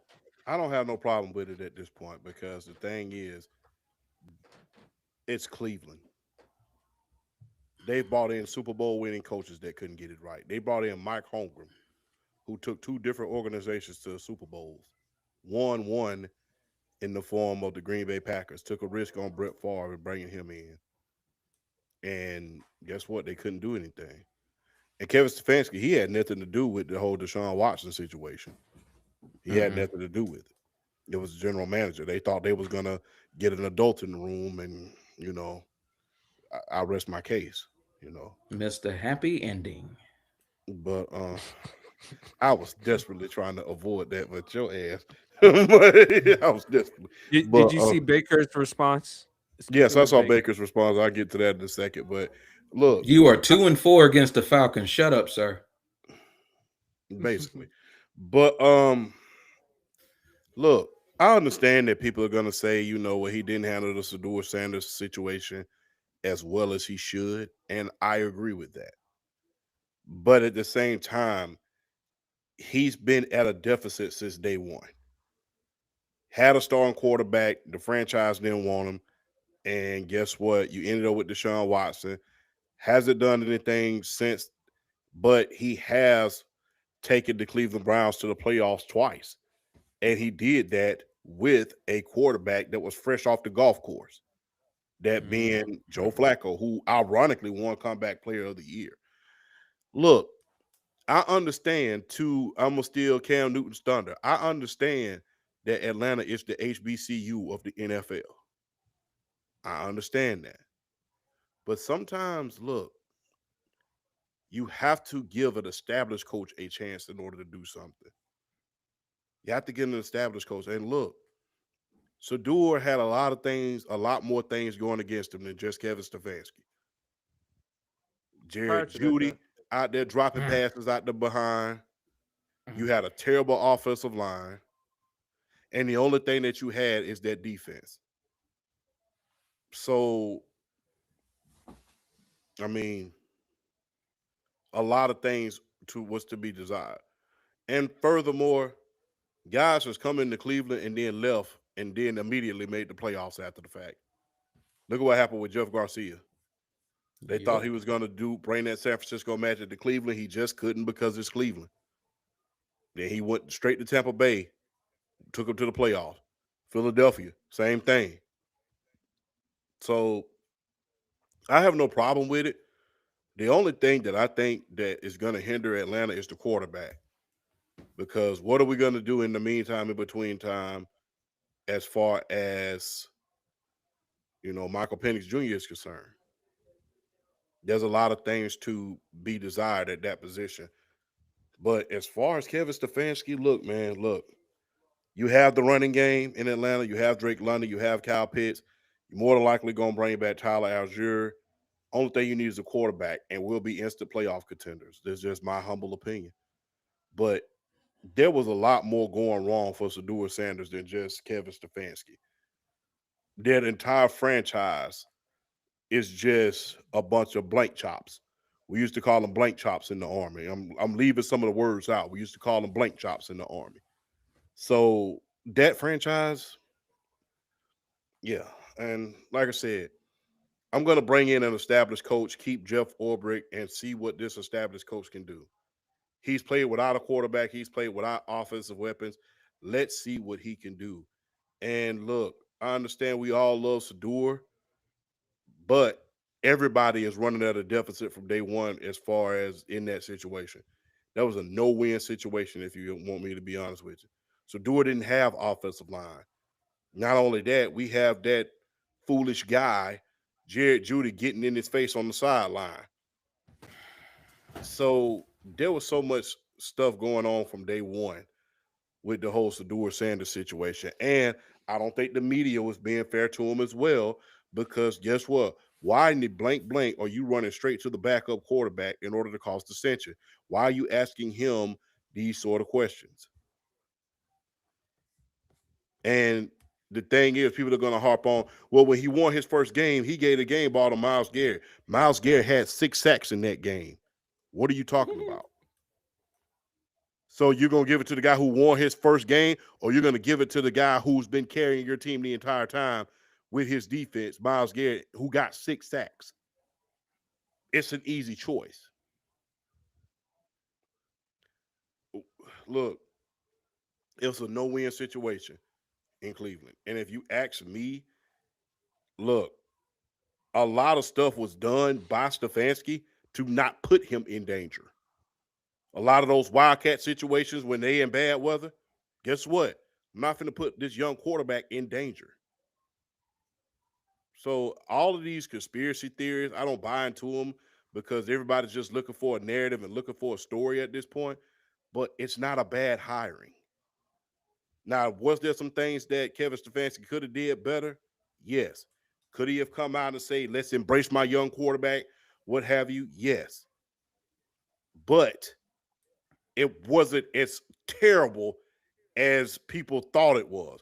And plus, last I checked, Kevin Stefanski didn't call the plays. Tommy Rees did, who's ironically our new offensive coordinator. So Kevin Stefanski wasn't even calling the plays. It was Tommy Rees. I said this before and I'll say it again. We live in the world of narrative. We don't really do our research. We just looking for a narrative. He's an established coach, won Coach of the Year twice, and got his team to a playoff berth with a backup quarterback. Now, here's what I'm going to do. I'm going to sit back because I know my main man to my left, your right, I know he finna cook this thing, and I'm finna sit back. I'm finna enjoy the show. So, BRF, cook them. Let me see what I got in me on this. To everybody that's talking about culture this and culture that and what they should have done for the culture, sometimes go against the grain. Get someone like a Kevin Stefanski who's established. We talk about they want to bring up the 45-56 record he had. Bro, been to the playoffs more than we have since 2017, and he did it in Cleveland. He did it in Cleveland. Won a playoff game on the road. Destroyed the Pittsburgh Steelers, particularly with which side of the ball? Not even the offense. It was the defense that destroyed the Pittsburgh Steelers in that playoff game. Turnover after turnover after turnover after turnover. They ripped Ben Roethlisberger apart in that game. But I like the hire of Kevin Stefanski from the standpoint of what his offense is and what it's going to do for Atlanta. What does Kevin Stefanski like to focus a lot on? 12 personnel. Who's going to benefit the most from 12 personnel?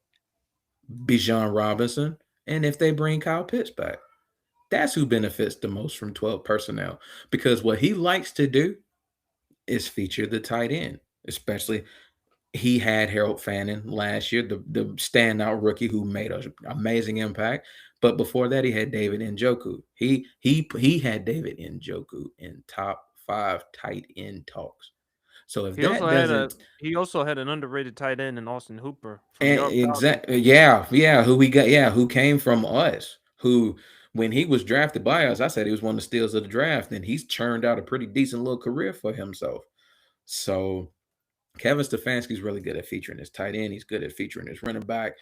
A lot of the stuff we were doing with Zach Robinson, we're going to do it with Kevin Stefanski outside zone, but I think he's going to bring a lot more power. He's going to bring a lot more like up the middle stuff. Bijan Robinson, people sleep on the fact Bijan Robinson is a 220-pound running back who's gotten better. He's not only like just his running style has improved, but where he's really improved that I've liked from him his first 3 years in the league, his ability to run up the gut. He has drastically improved as far as running up the middle. So, and Drake London is going to fit in his offense as well because Kevin Stefanski had a lot of big physical wide receivers who ran physical routes. And that's what Drake London specializes in. The physical routes. It's not necessarily the flashy routes. It's not like the Stephon Diggs, the JSN. He's not that type of route runner. He's one of those route runners that just knows how to find the open area in zone defenses and knows how to throw people off of him on straight man coverage. That's what Drake London specializes in. And Kevin Stefanski is going to find a way to get him the ball because that's what his offense brings to the table. So this fits the Atlanta Falcons. His offensive scheme really fits the Falcons to a T. I mean, they have an undersized offensive line. That's perfect for zone blocking. That's perfect for the stretch zone. Perfect for that. He runs a lot of that. So a lot of the stuff that Kevin Stefanski does, it's going to fit like a glove in Atlanta.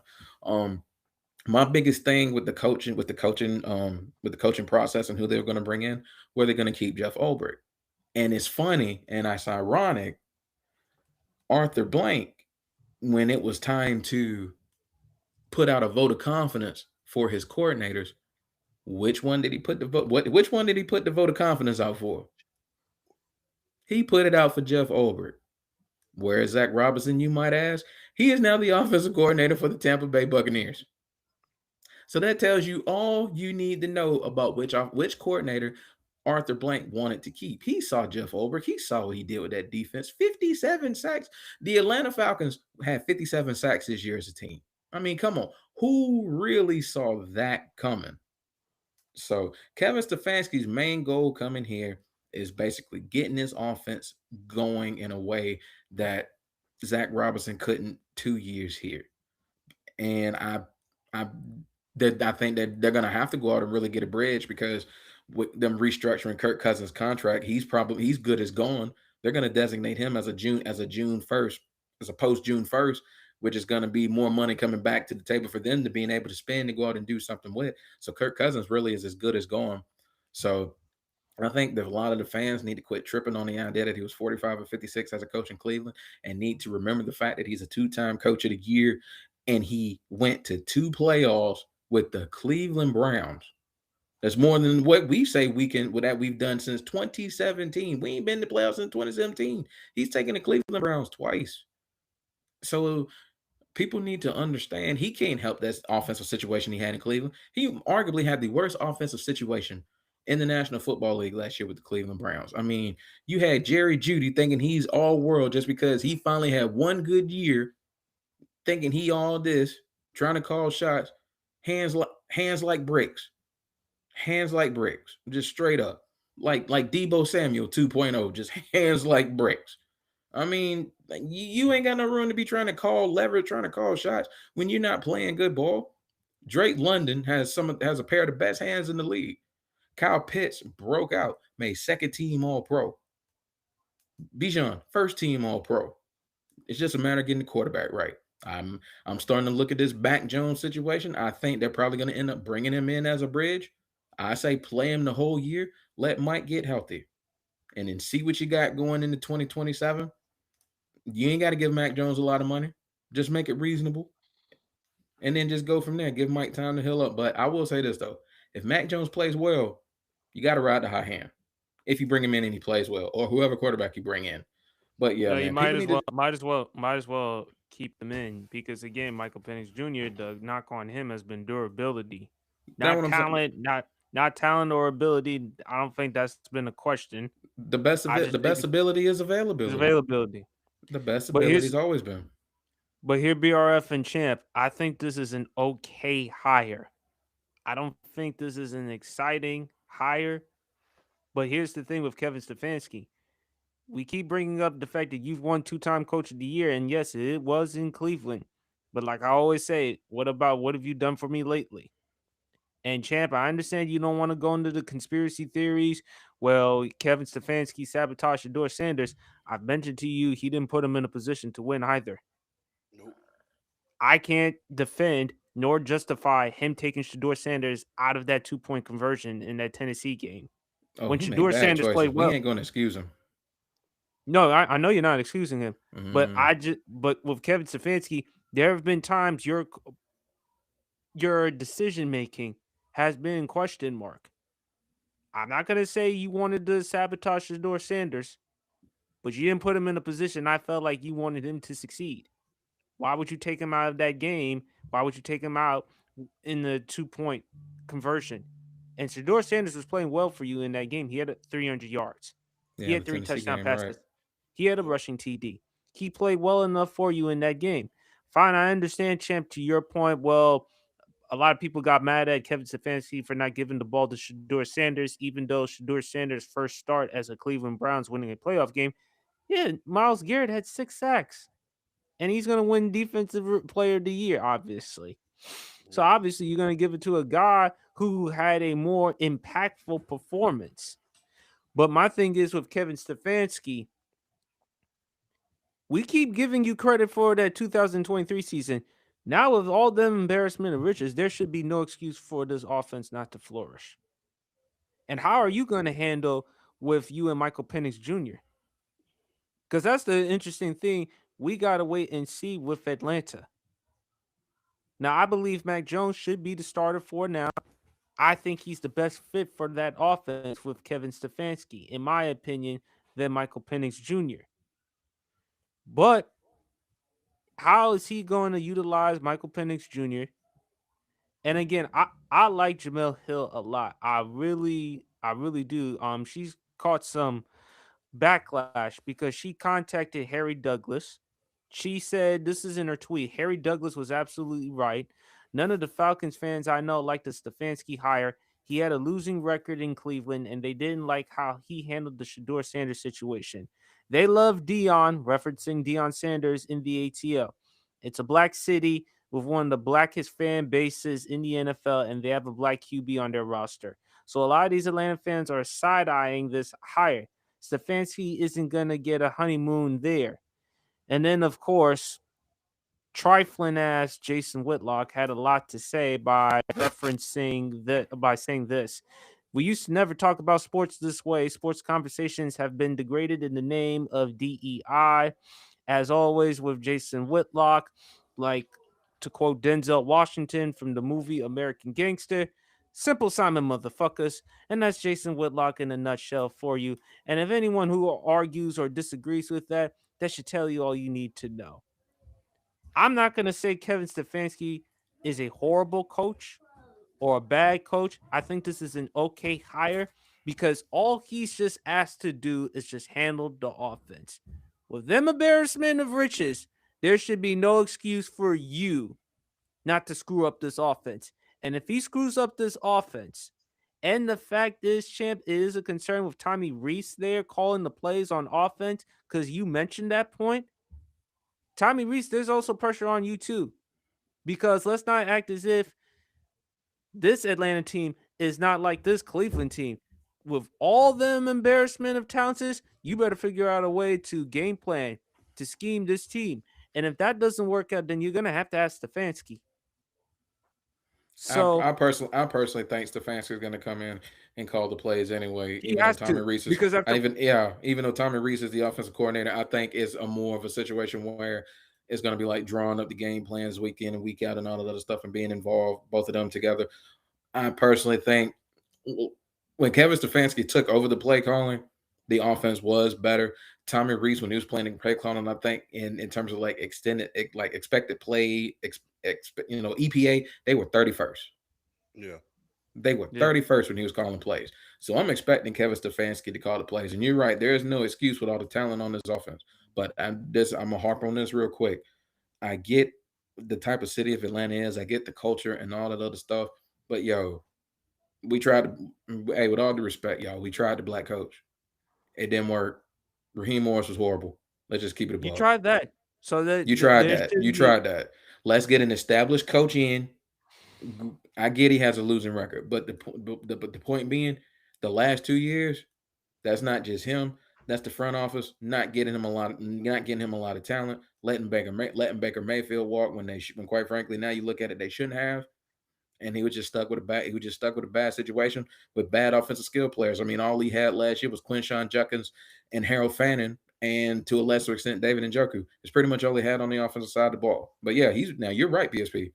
There's no excuse with all the talent he's got coming in Atlanta and a far better offensive line in Atlanta. So there's really no excuses. But people, get an established coach. Let's see what he can do.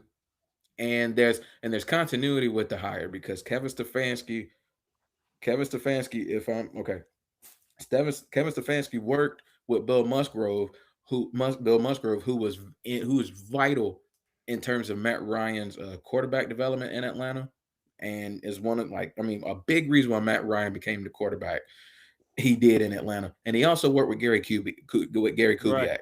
So the continuity was there. It's like Kubiak, Shanahan, they all run forms of this offense. So Matt Ryan saw Kevin Stefanski be just kind of become an open candidate, and it's kind of one of those things. He's ran that style of offense. He knows how it goes. I think he feels like Kevin Stefanski just has it. From Matt Ryan's point of view, it made sense to make the hire. But yeah, let's try something a little different. I get the culture. If Kevin Stefanski comes in and this team wins some games, I promise you, these fans will shut up because ultimately they want to win, and the energy is different in Atlanta when the Falcons are a good football team and a playoff contender. The energy is different, the atmosphere is different. That stadium will be rocking, but there's no excuse. Kevin Real Stefanski, quick, you big got fella. an offense. You got to knock this out the park with this offense because this offense is like a good play caller and a good quarterback away from just destroying the league. So you got to knock this out. Real quick, big fella. Do you know the last coach that we hired that was an established coach that came in with a losing record that really didn't fit the culture of Atlanta, although he was from Georgia? That'd be one Mr. Dan Reeves, sir. Yes, he was 31. He was 31 and 33 in New York, and he only had one winning season. He only had one playoff season for the New York Giants. Do you say that he fits the culture of Atlanta? Probably not. He's from America. Nah, but he won him an NFC championship though. Exactly. So all of this, I want to win. I could care less about what fits. I'm just being real. No, I don't blame you, champ. And as far as with Jason Whitlock is concerned, like I said before, simple Simon motherfuckers. I'm not gonna repeat what I said off the air about Jason No, Whitlock. you don't have to. You don't have to say I'm just telling you exactly how I feel about Jason Whitlock when it comes to certain individuals. Mm-hmm. Certain individuals, which is why I will continue to say this, and I hope Champ's looking at me. I don't ever want to hear you be concerned or worried about being compared to Jason Whitlock. That should never, as far as I'm concerned, be your concern. That should never be your concern. I'll be nice, Rodrigo. Be nice. All I'll say is, no, move on. I'm gonna get in trouble if I say what I want to say. Let's move on. On. We got to keep it real short and quick with Babyface Hill because I gotta edit all these videos less than 4 hours. Babyface Hill, for those who may not know, Babyface in wrestling terminology, Babyface good guy, heel bad guy, tweener in between. Eddie Lacy. Remember the 90X?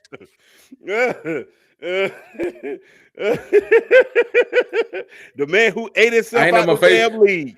What the hell going on? The man who ate himself out the damn league. Him and Natron Means.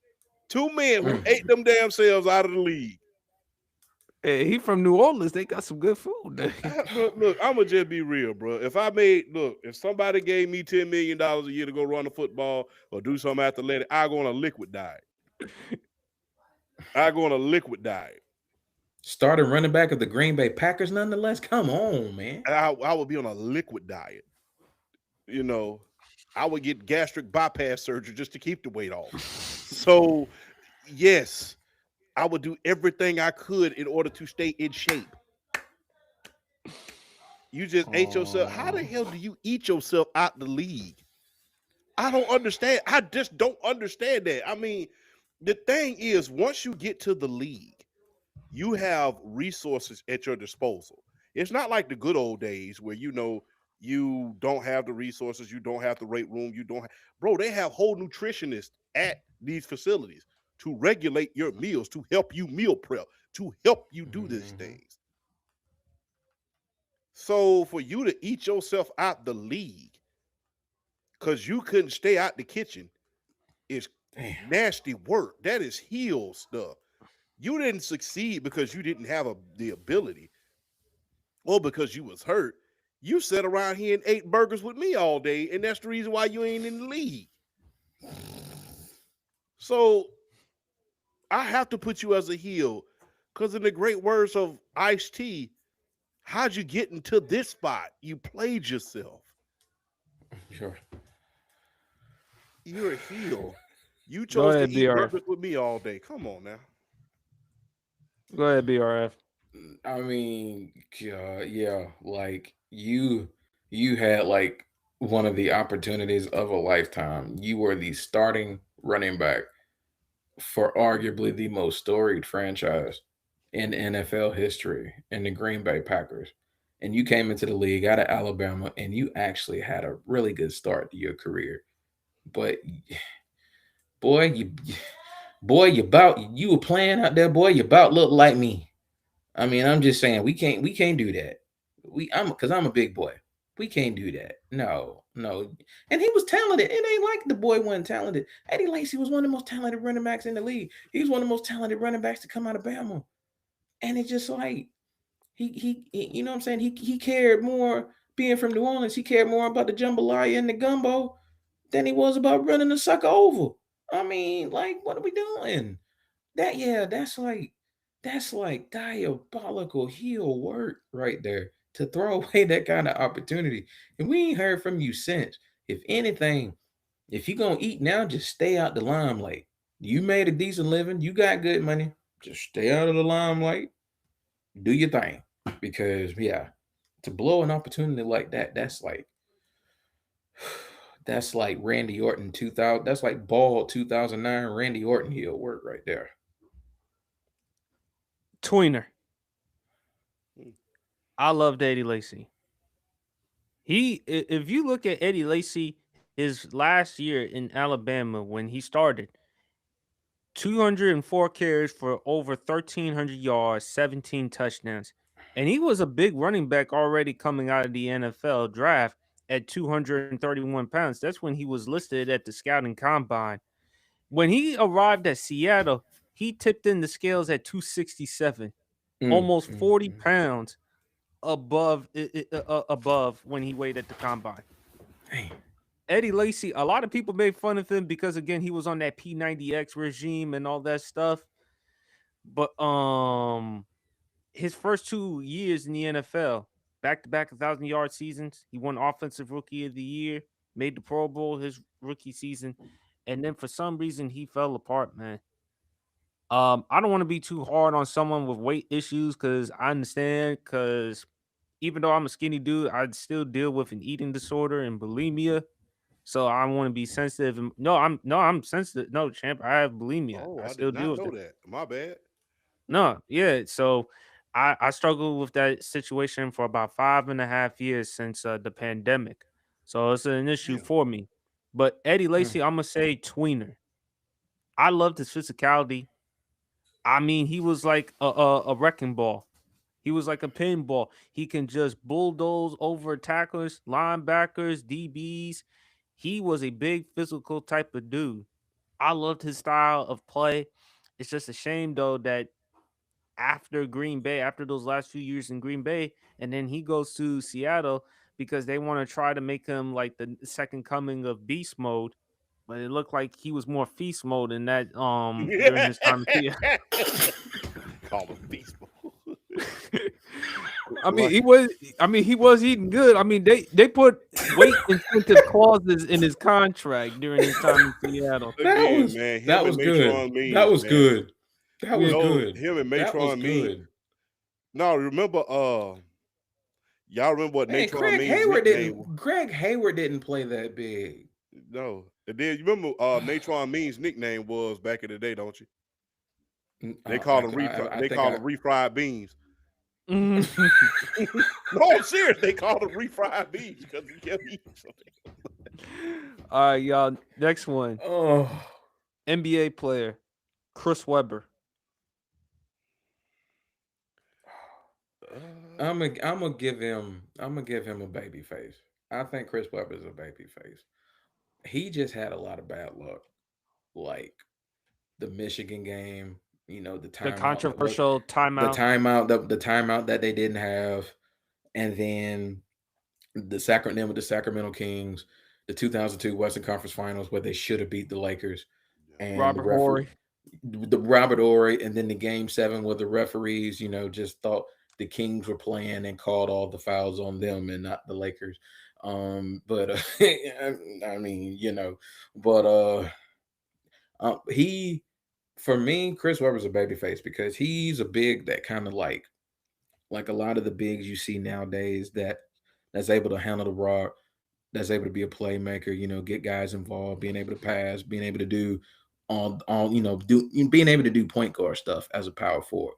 Chris Webber is one of those that's kind of set that bar and set that standard in motion for what you see today. A lot of the talented, hybrid power forwards nowadays that can do all this stuff.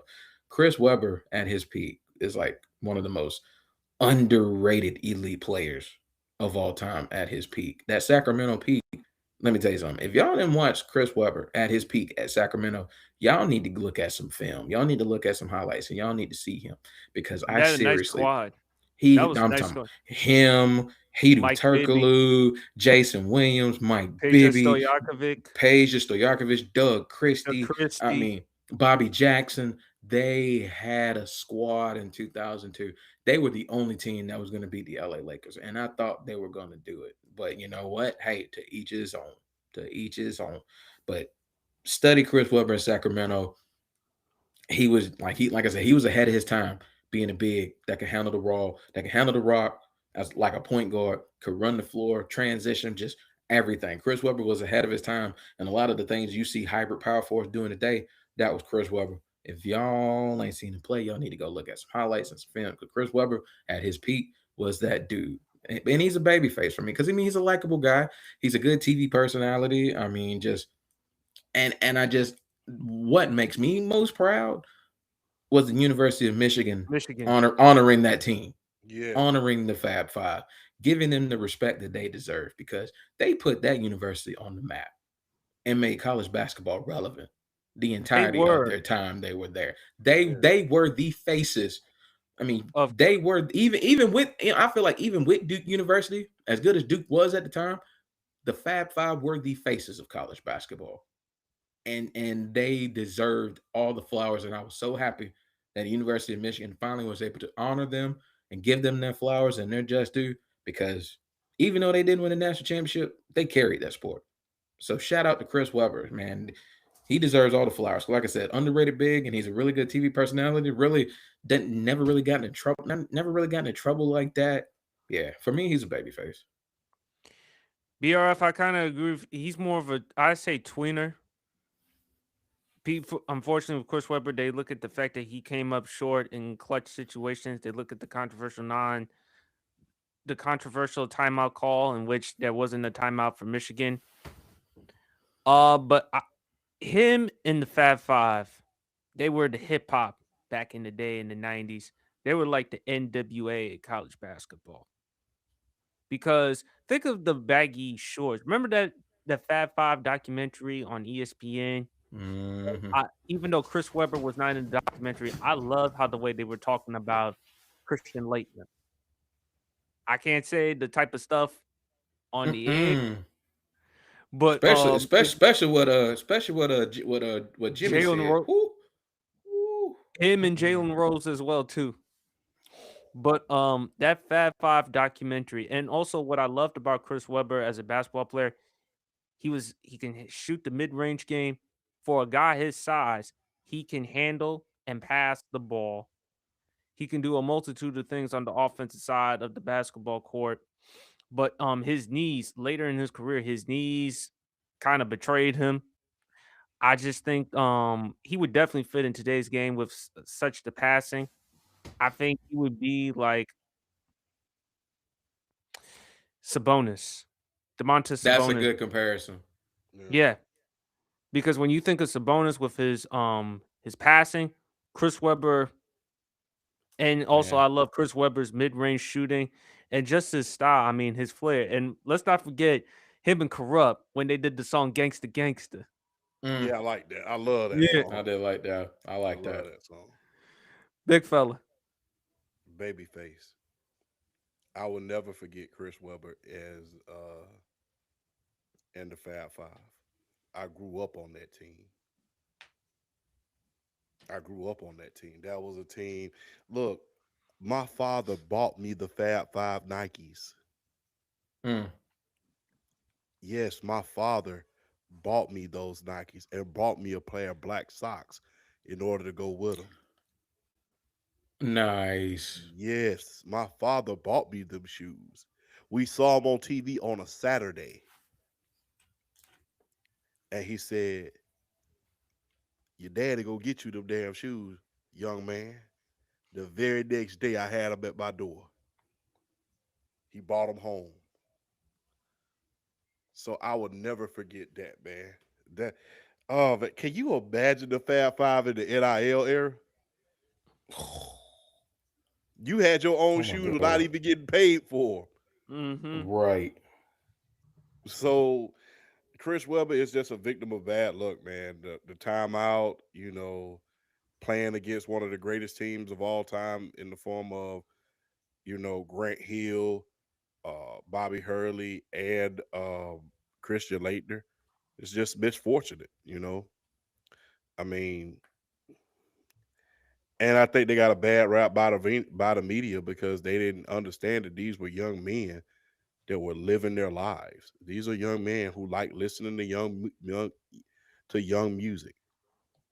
It's no different than when I was 19 and me listening to Nirvana, me listening to Limp Bizkit, me listening to Slipknot. Yes, I was a Slipknot fan.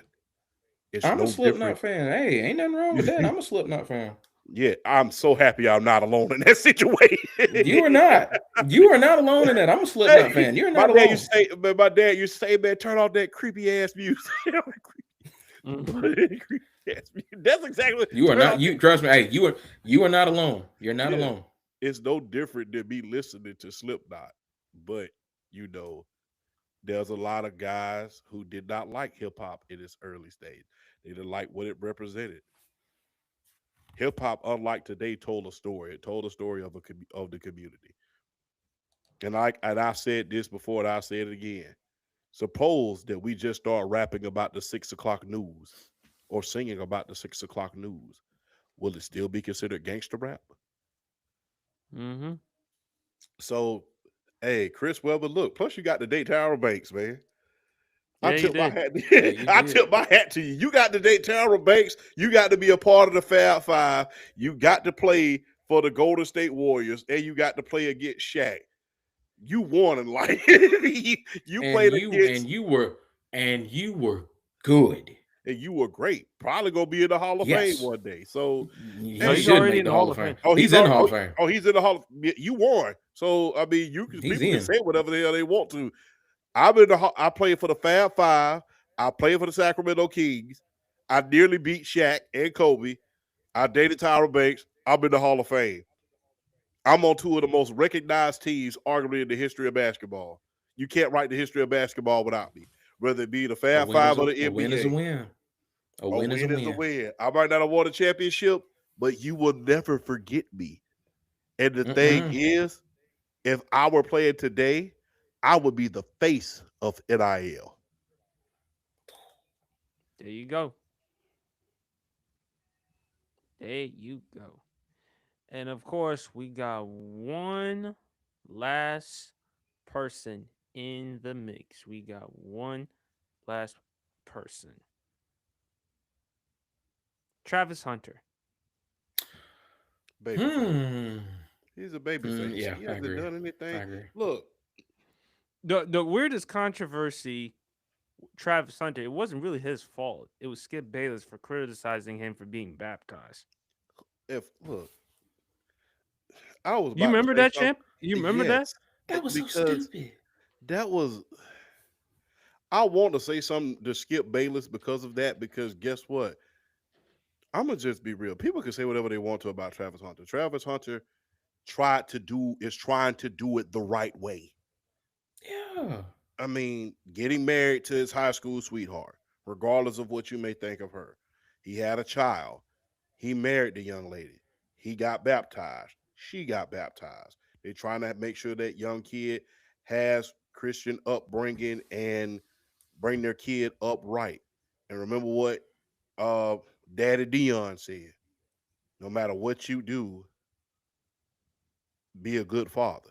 So he has great mentors in his life. And when you saw Travis Hunter, look, that is a player that personified I am a great football player, but I am a nerd at heart. You saw him streaming. You saw him playing video games. You saw him being very, very, very, very kind of corny but cool at the same time at the press conference when he snatched his jersey out of the general manager's hand real quick like that. So he could do. I mean, how can you not like a guy like that? Plus, he graduated with a 4.2. Got a degree. Graduated. You can talk about who he's dating all we want to. That's none of our business who he's dating. That's none of our business. You date who you date. It work. We hoping it. I'm hoping that him and her prove the world wrong. I'm hoping that because of a lot of scrutiny goes on, especially about these days with all the clickbait that concerns relationship goals.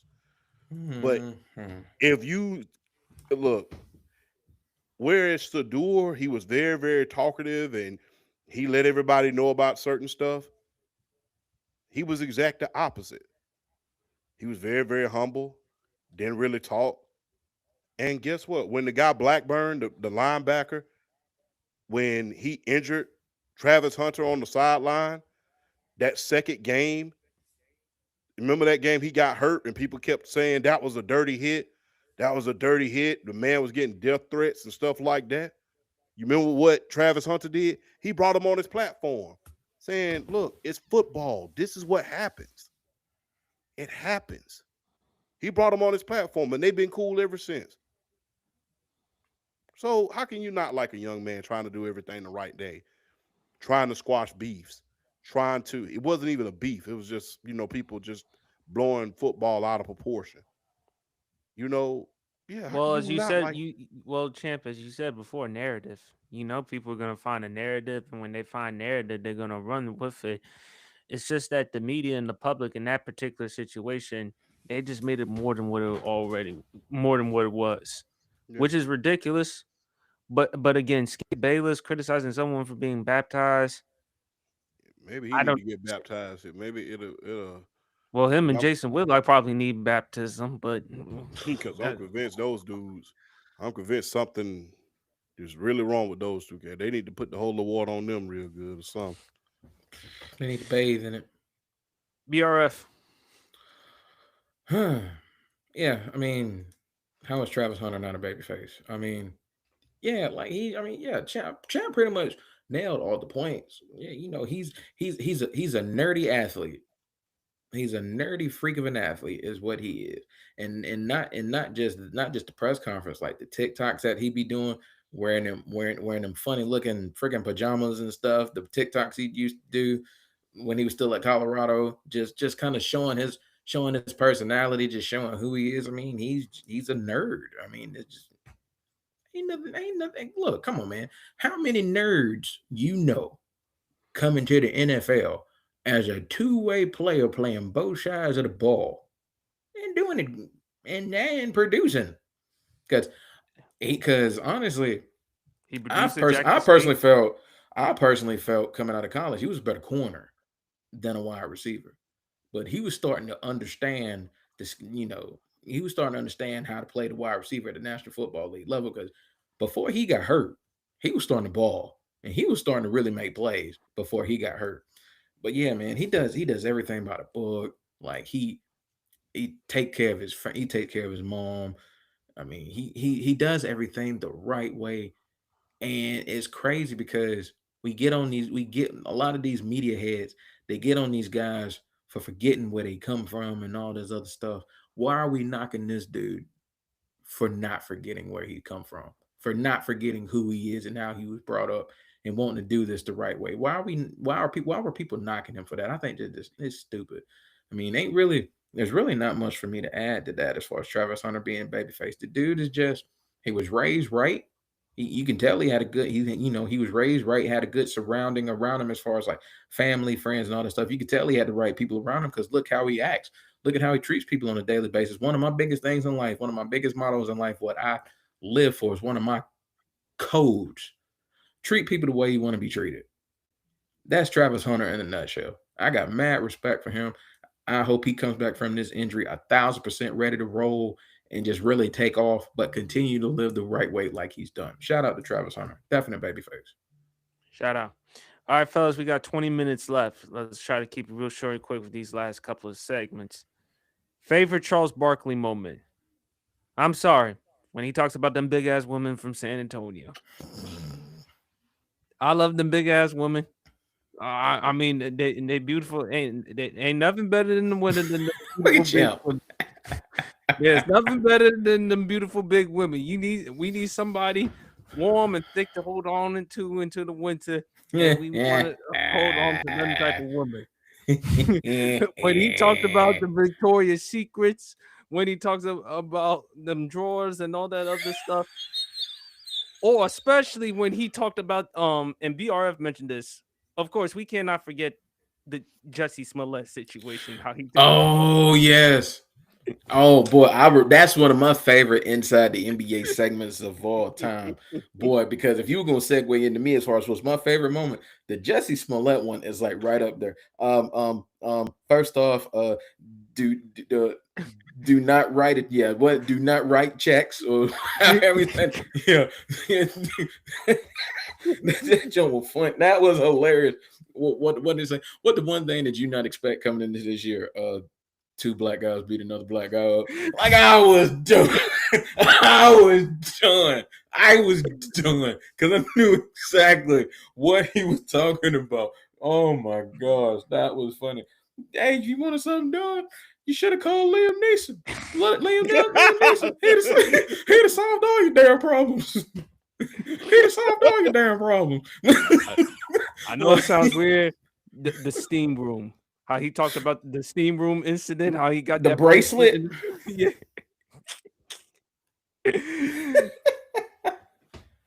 Boy, there are inside the NBA is just moments after moments after moments after moment. Like the one where they were talking about, no, it was the one time they were talking about all the playoff scenarios and everything, and they zoomed in on Charles Barkley, and they had the little monkey with the drum doing like this and the think box and all this.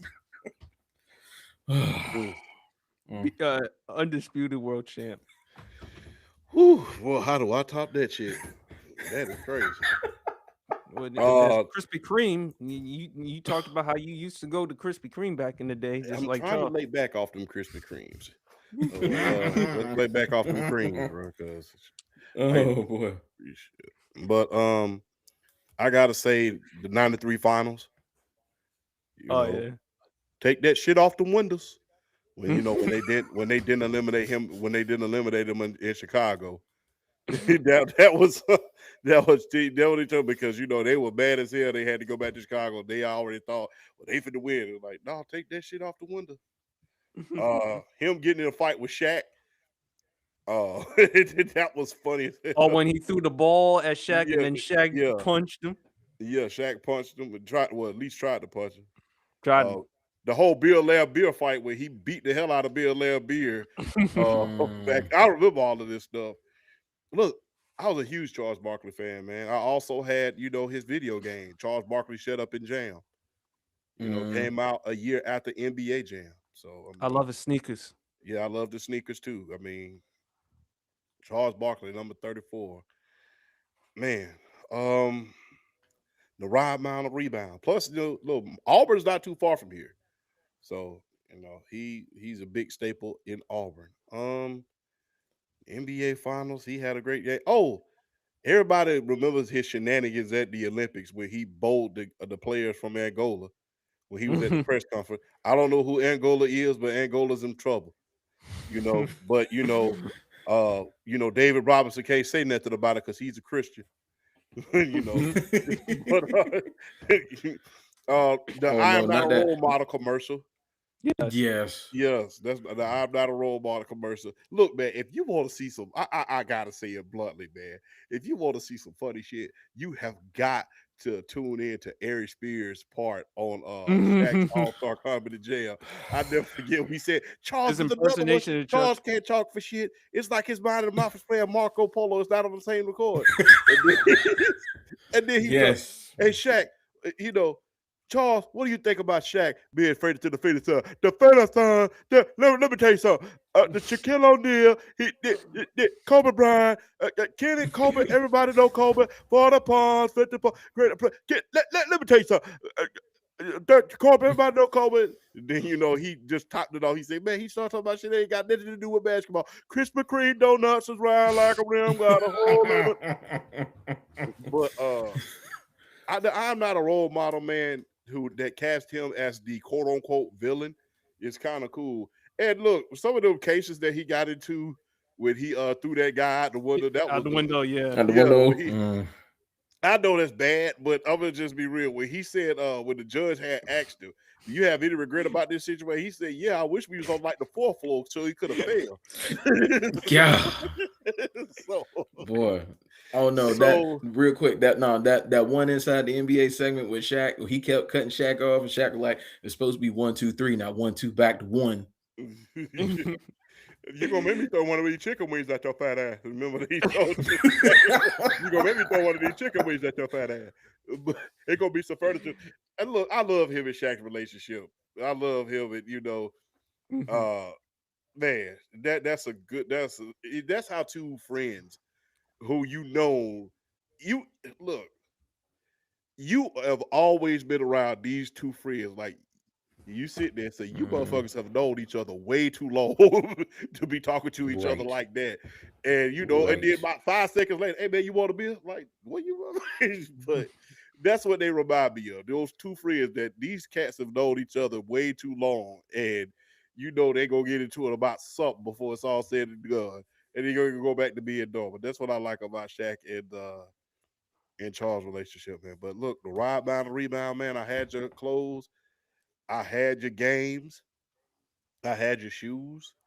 You was an inspiration to guys like me. Like I said, I was a little tubby little guy growing up. So when I saw Charles Barkley with the bald head, with the bad boy persona, and playing in Phoenix, that was good, man.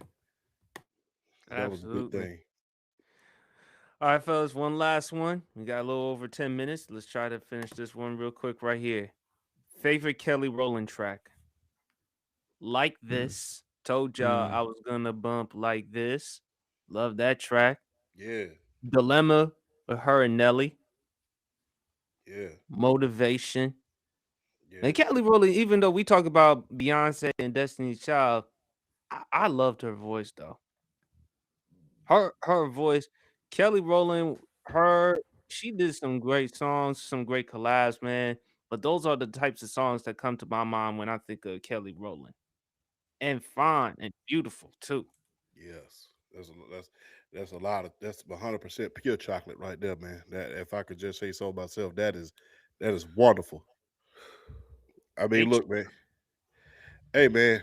Everybody comes to the chocolate factory at the end of the day, man. So, but Kelly Rowland, man, never end with her future.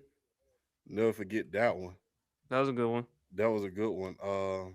Ice featuring Lil Wayne. Dirty Laundry. Kisses Down Low. I remember all the memes that me me and a couple of my homegirls used to go back and forth making.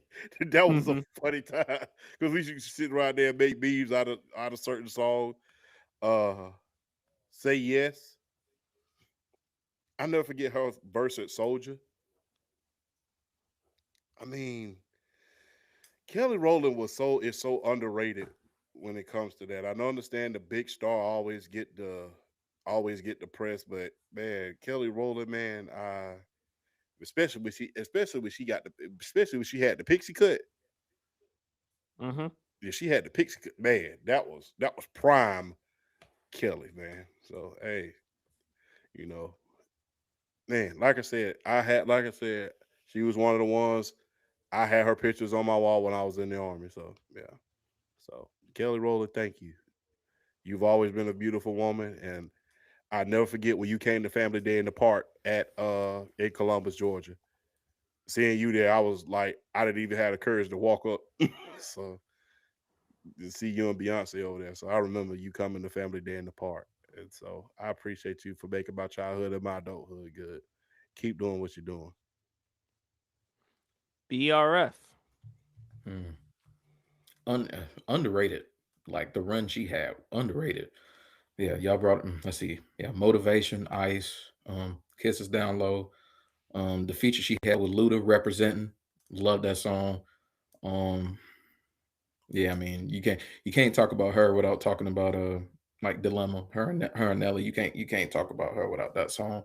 Um, gosh, what else? What else? What else? Yeah, yeah, Dirty Laundry. Yeah, man. I remember when I first heard that one. When I heard that one the first time, I was like, "Wait a minute, this coming out of Kelly Rowland?" But it was a hell of a track. Hell of a track. Yeah. Gosh, I know there's more. Yeah, I'll say my all time favorite is probably Kisses Down Low. I don't know. There's that that's the track right there for her. Because even though she made a lot of like I want to say like the risque kind of tracks, but a lot of if you want to call them street bedroom classics, if you want to kind of call them that, yeah. So yeah, shout out to Kelly Rowland. Yeah, she like I said slept on because we always focus on Beyonce out of Destiny Child, but Kelly Rowland had a hell of a solo career. Definitely. But like this, with her and Eve, Hmm that's my track though. You can't go wrong But with Kelly Rowland and Eve on a song, and then they make the music video together. You can't go wrong with that. can't go wrong with that. Man, that's good, man. That's like a nice white biscuit with some gravy and some jelly. So that's Mm. about it right there. Boy, But hit that Booker T. Sob her up like a biscuit. Yeah. Yeah. I'm glad you said it and I didn't. well, fellas, that concludes a wrap of the Sports PSP podcast. Always a pleasure hopping on to the pod with the panel. BRF, any final words?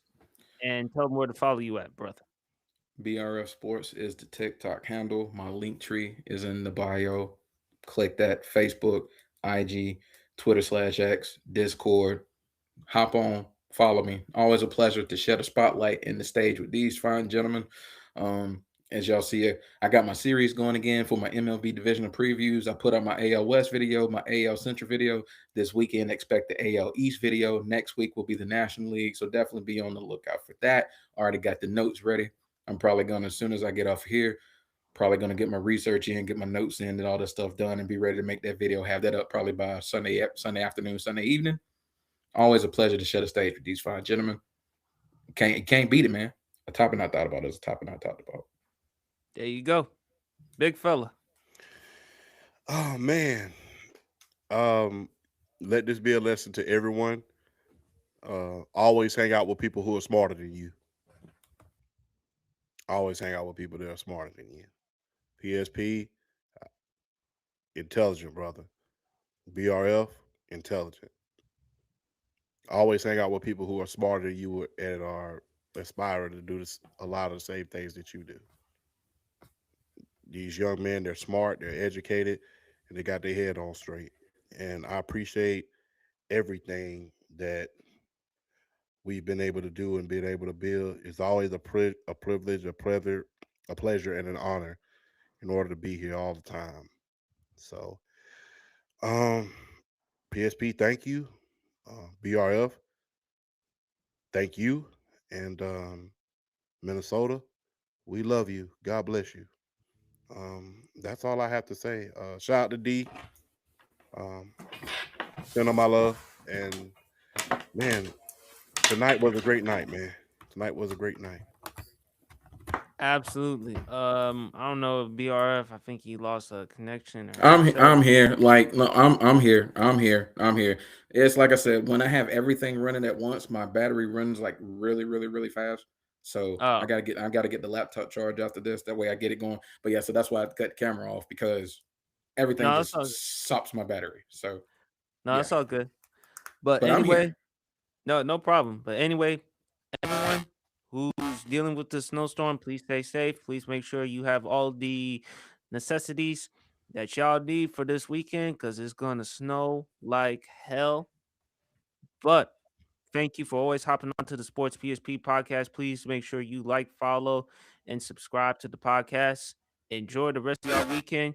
Despite the snowstorm, enjoy some good football, enjoy some good home cooked meals, and take time to be with friends and family. And on that note, we is out.